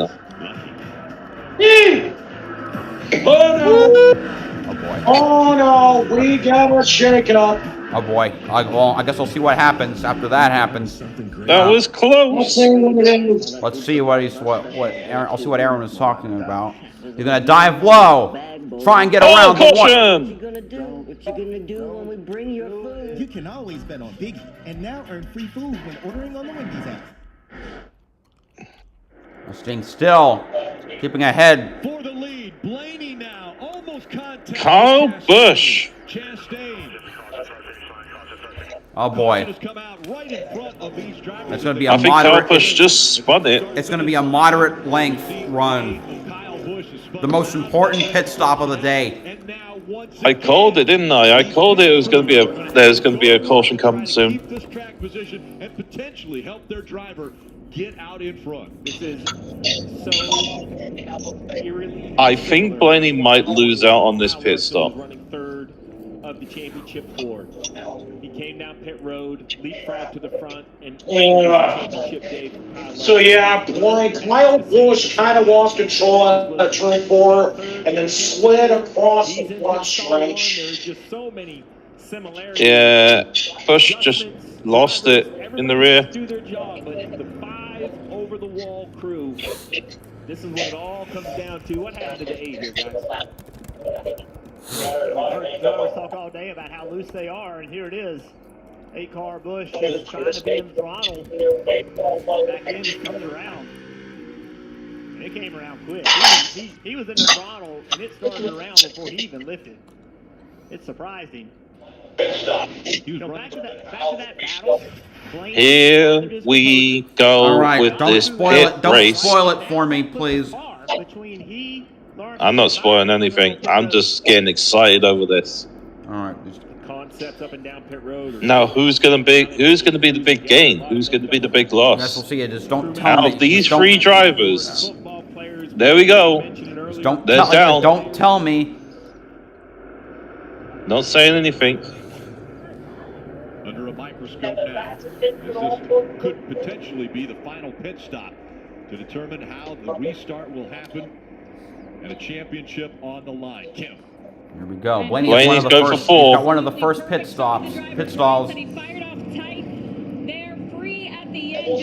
Timing not working on it. 3 and 4. It will be a 4-tire stop for Ryan Blaney. Chastain hit his pit stall, just getting too tight on the X of the corners there. So he'll get 4 Goodyear tires and fuel for there. Also, the Goodyear screen. Don't say anything, please. Remember, he's had the fastest pit crew in all of 2023. Can this be the stop that they nail it and get him back out? I think there might be a penalty. Don't tell me. Don't tell me who it is if there is one. Wow, horrendous pit stop for the 24. But the 5 got out before the Hamlin, Jones, Larson, Chastain, Byron, Blaney, Truex, Buescher, Harvick, Keselowski.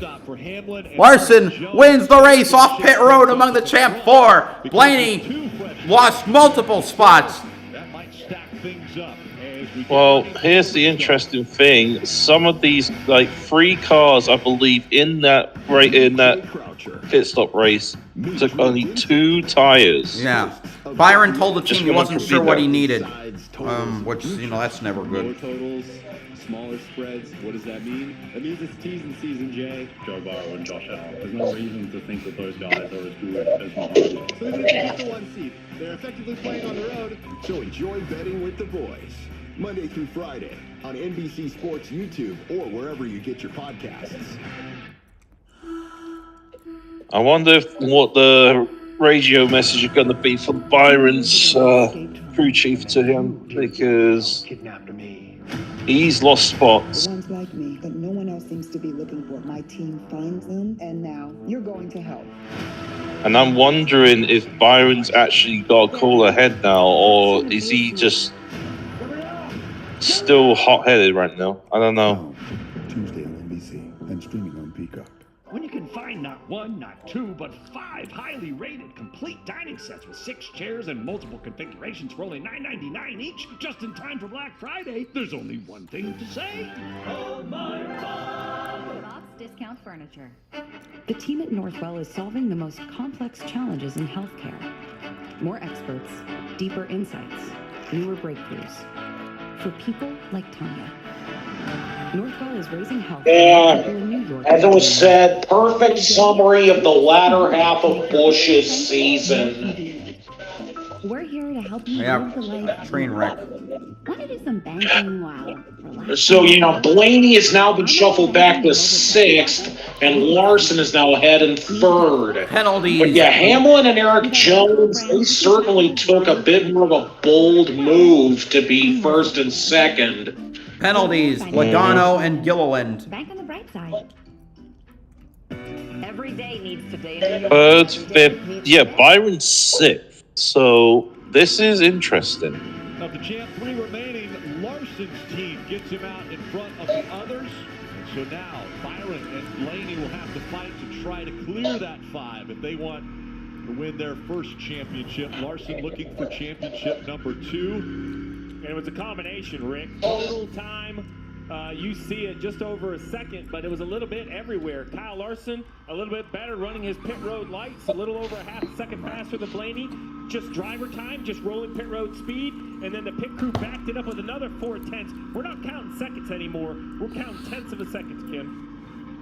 That's right. That stop not great for Ryan Blaney's crew. It looked good, but between the 2 tire stops we saw and then the fast stops from Hendrick, they lost 4 spots on pit road. Right now, the crew just trying to calm him down and keep him focused for these last laps, Marty. Kim coming down pit road, Kyle Larson told his team, let's do this, guys. And they delivered once again, just like they did in 2021. The stop before this, they gained him 3 spots. And this one, they gained him the critical spot he needed. He's ahead of William Byron and Ryan Blaney, Parker. And Marty, this is the caution that the 24 team wanted just a couple laps ago. They were trying to pump up their driver, William Byron, told him we just need a caution. All right, come on, Byron. Let's pull something off here. I hope so. I guess we'll see. So, just let you know, the top 2. Look who Blaney is restarting behind. Chastain. His best friend. The front row is the 2-tire cars. Yep. Straight away where you can hang a left to the start finish line, make it 3 wide, 4 wide, 5 wide. I like the bottom. You got 2 cars on 2 tires on the front row. The control car didn't land in the bottom. Trying to restart on old tires, even an old left rear. All right. All right, here we go. Don't spoil it for me. Just give me a few laps. 3. Just give me a few laps. And we're green.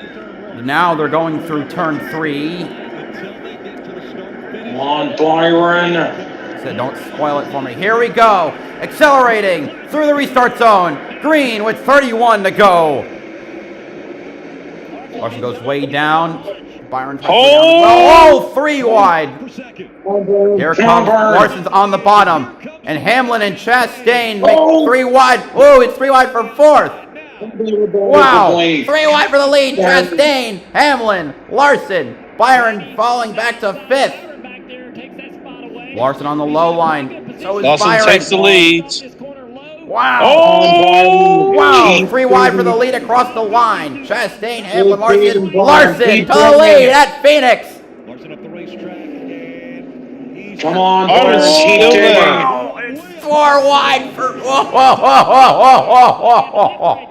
Byron clears Blaney. Wow.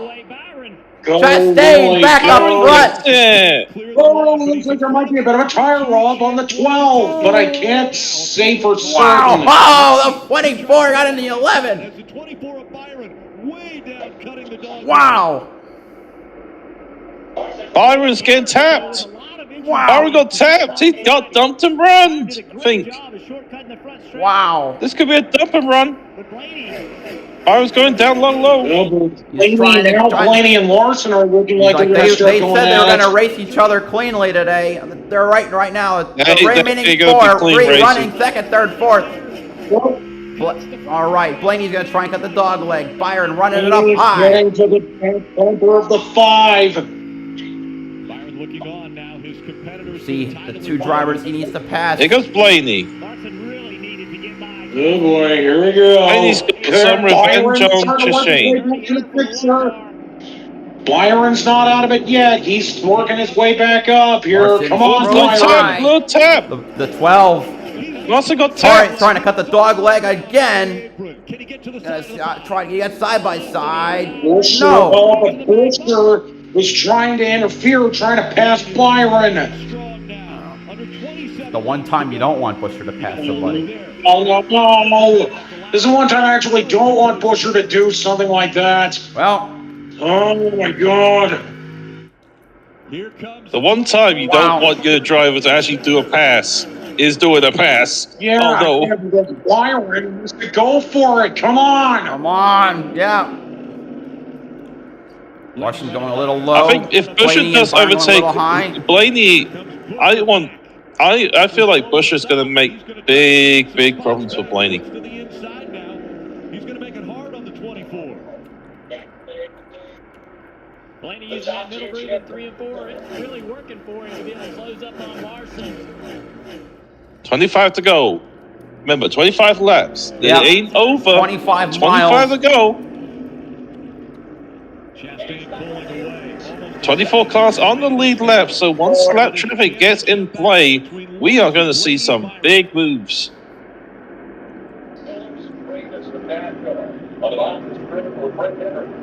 Busher, if I was with you right now, I'll follow Byron or maybe get ahead of Byron to give him a tow to get back into this fight.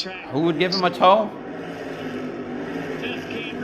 If Busher overtakes Byron, why would he give him a tow? They're opposite manufacturers. True. So, like that would never happen. Two of the pillars of greatness of NASCAR. Hendrick versus Penske. Owner of that 5 car and That's what the battle was. Could have been. It was part of what the battle was last year, except it was Elliott and Logano who made the final 4. Blaney's having that steering. He's still doing that steering thing again. Whoa, well, looked like it was a little bit loose for Larson, but no, he's not. Didn't lose it yet. Blaney and Larson earlier on that. Guess I'll see what happens. See, as Larson sends it in to low from turn 1. Byron, hopefully these two keep going at it. That allows Byron to get back in the hunt. Wait, looks like he has a good run. Larson slices down into 3. Slice of Oh no, these two are gonna fight. These two are gonna fight, all right. They almost touched. Oh yeah, whoa, he went way down low into the dog leg. Touch again. Come on, Blaney. Lawson There's just contact there. Can Lawson just dump Byron? Oh, it's him. Oh yeah, there's a bit of contact there. Blaney sticking out ahead.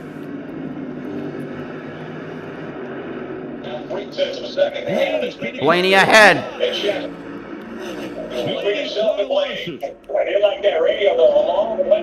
High lane. But it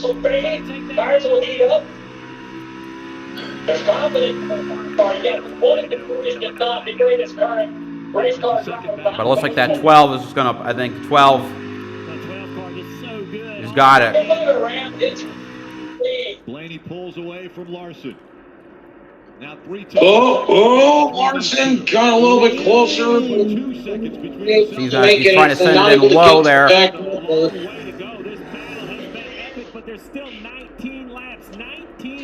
Byron is just a minute behind. A second behind. 1 second behind, sorry. Oof. Big difference. Yep. Sorry.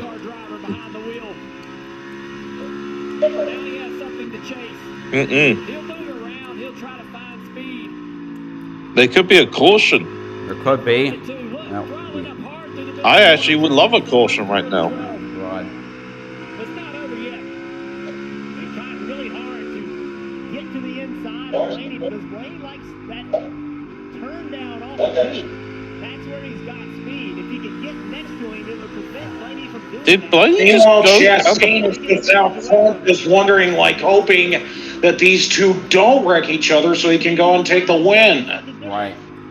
Mm-hmm. I see Michael McDowell is now in 10th. Nice. Good run for him. Front row has had their best year ever. Between Blaney and Larson. Larson learning. Larson has been sticking to Blaney's rear for a while now. All right, going down to the yellow. 50 to go. Here we go. Back in the shadows again. 24 fading away. To go.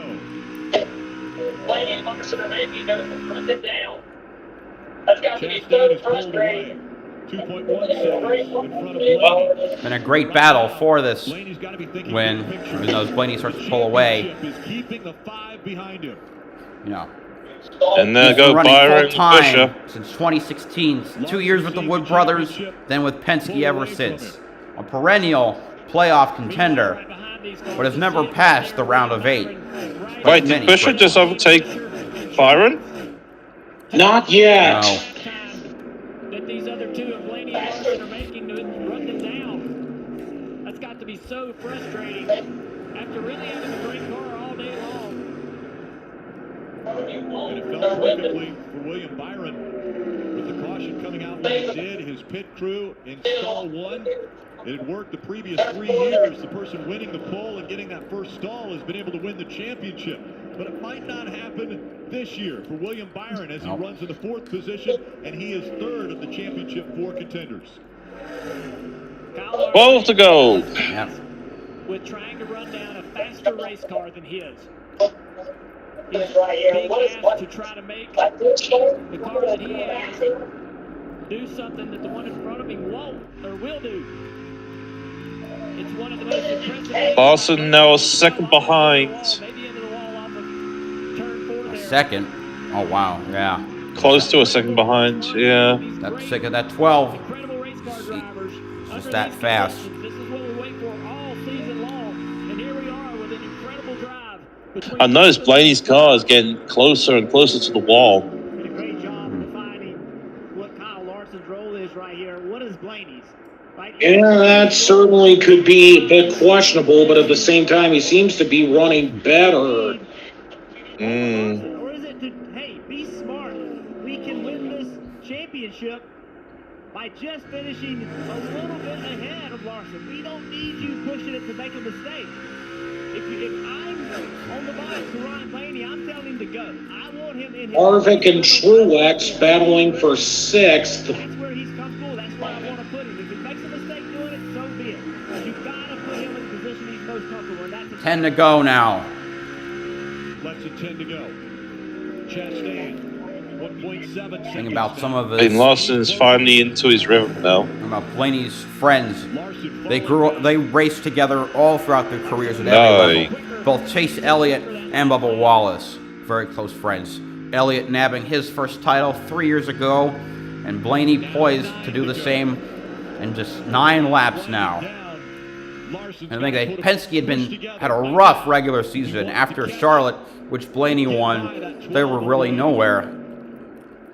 Once the playoffs came on, after the round of 16, saw Logano get eliminated. The switch turned on. Blaney won Talladega and had incredible runs for all 3 races in the playoffs. Larson is really now a Had a second DNQ, behind. a disqualification that was rescinded, and then he won Martinsville anyway. Now running 2.5 behind Ross Chastain. who's also had a pretty kind of rough season. After he won Nashville, he wasn't anywhere either. Stay. Especially after, like, 7 to go. He wrecked so many cars in the first third of the race. Busher still right on the back bumper of William Byron. Now Ford, who probably won the least amount of races per manufacturer per season this year, is now poised to sweep all three series. There was, Rhodes for Thor Sport. Oh my God, you're right. On the truck title. Ford Custer won the Xfinity ended up title. sweeping the entire season for the championship. Oh my God. The underdog story, the underdog manufacturer, hell. And to think next year, Ford is going to be debuting a new model for the Ford. So while the Mustang will ride off into the sunset with 3 titles, the Mustang will run off the sunset with the final title of the model. The Mustang Dark Horse will soar in next, and lead the charge into the future. 4 to go. Looks like Keselowski might have gotten up in the wall a little bit, and Bubba Wallace got back around him for 10th. All right, so I prefer no commentary for the next file because I'm going to be behind. So, and as I said, with Blaney running second, got Chastain. I said wrecked a lot of people, including Larson at Dover and again at Darlington. Won Nashville, and then basically Trackhouse was non-existent. Suarez didn't make the playoffs. Chastain got knocked on the run at 12. Disappointing year for Chastain after finishing second in points last year. But hopefully with a win today, now he'll not only end the year on a high, but break a streak of 9 consecutive years where the winner of the championship also won the final race. 3 to go. It's 3 miles left at Phoenix as they run off into the desert sun. Of course, on my end, it's nighttime because daylight savings. We've got an hour back. 2 to go. Worldwide Express adorning the hood of the number 1. And I think as it's Kevin Harvick's last race, he's running 7th. He's going to have a 21st consecutive top 10 finish. And his sponsor will go straight to the winner of this race, as it's been, I believe it was confirmed that Busch will sponsor the majority of the races on the number 1 car come 2024. All the down the separating 1 and 2. And here they come now. White flag is out. Last lap at Phoenix Raceway in the 2023 NASCAR Cup Series season. And the Netflix producers are probably pissing themselves knowing how good this is going to go over. Just 2 dual burnouts potentially coming up as now they head through 1 and 2. Chastain down the backstretch for the final. For 1, Ross Chastain will close a series sweep for Chevrolet and the manufacturer's champ. Ford and Ryan Blaney from High Point, North Carolina is going to set the big one. Chastain wins the race. Blaney is the champion. Doing what his dad could never do. I'm sure Dave Blaney, who never won a cup race, is going to be very happy. There's Penske celebrating his 2nd consecutive title as an owner.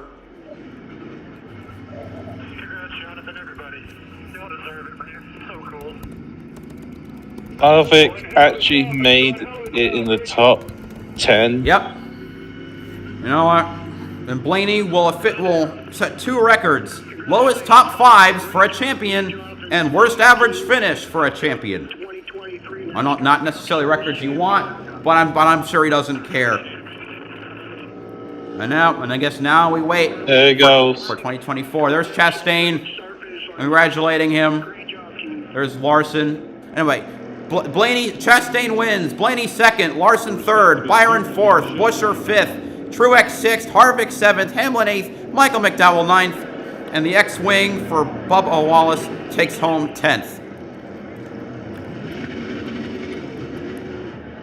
In terms of non-playoff standings, even though it doesn't matter, Willie and Byron wraps that up, which makes it sting a little more.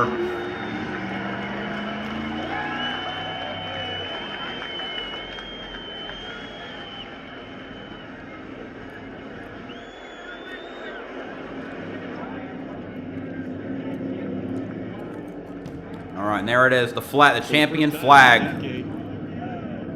Well, I'm trying to hide my disappointment because I was preparing for it because I expected it, but winning the bigger battle, it stings. We had the best car all year, but these damn playoffs work like that. I suppose maybe I got a little lucky with my first 2 years having the Hendrick driver win. Oh well. Welcome There's back. Chastain smoking it up. There's Blaney smoking it up.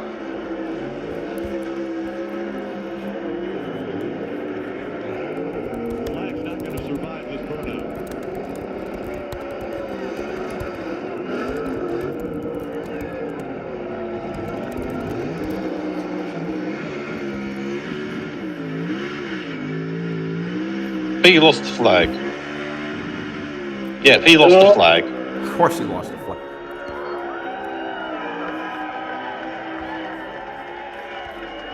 So anyway, yes sir.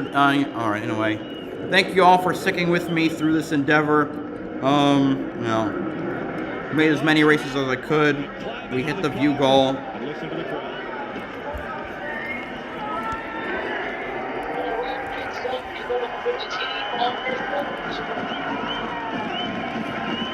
So, there it is. Yep.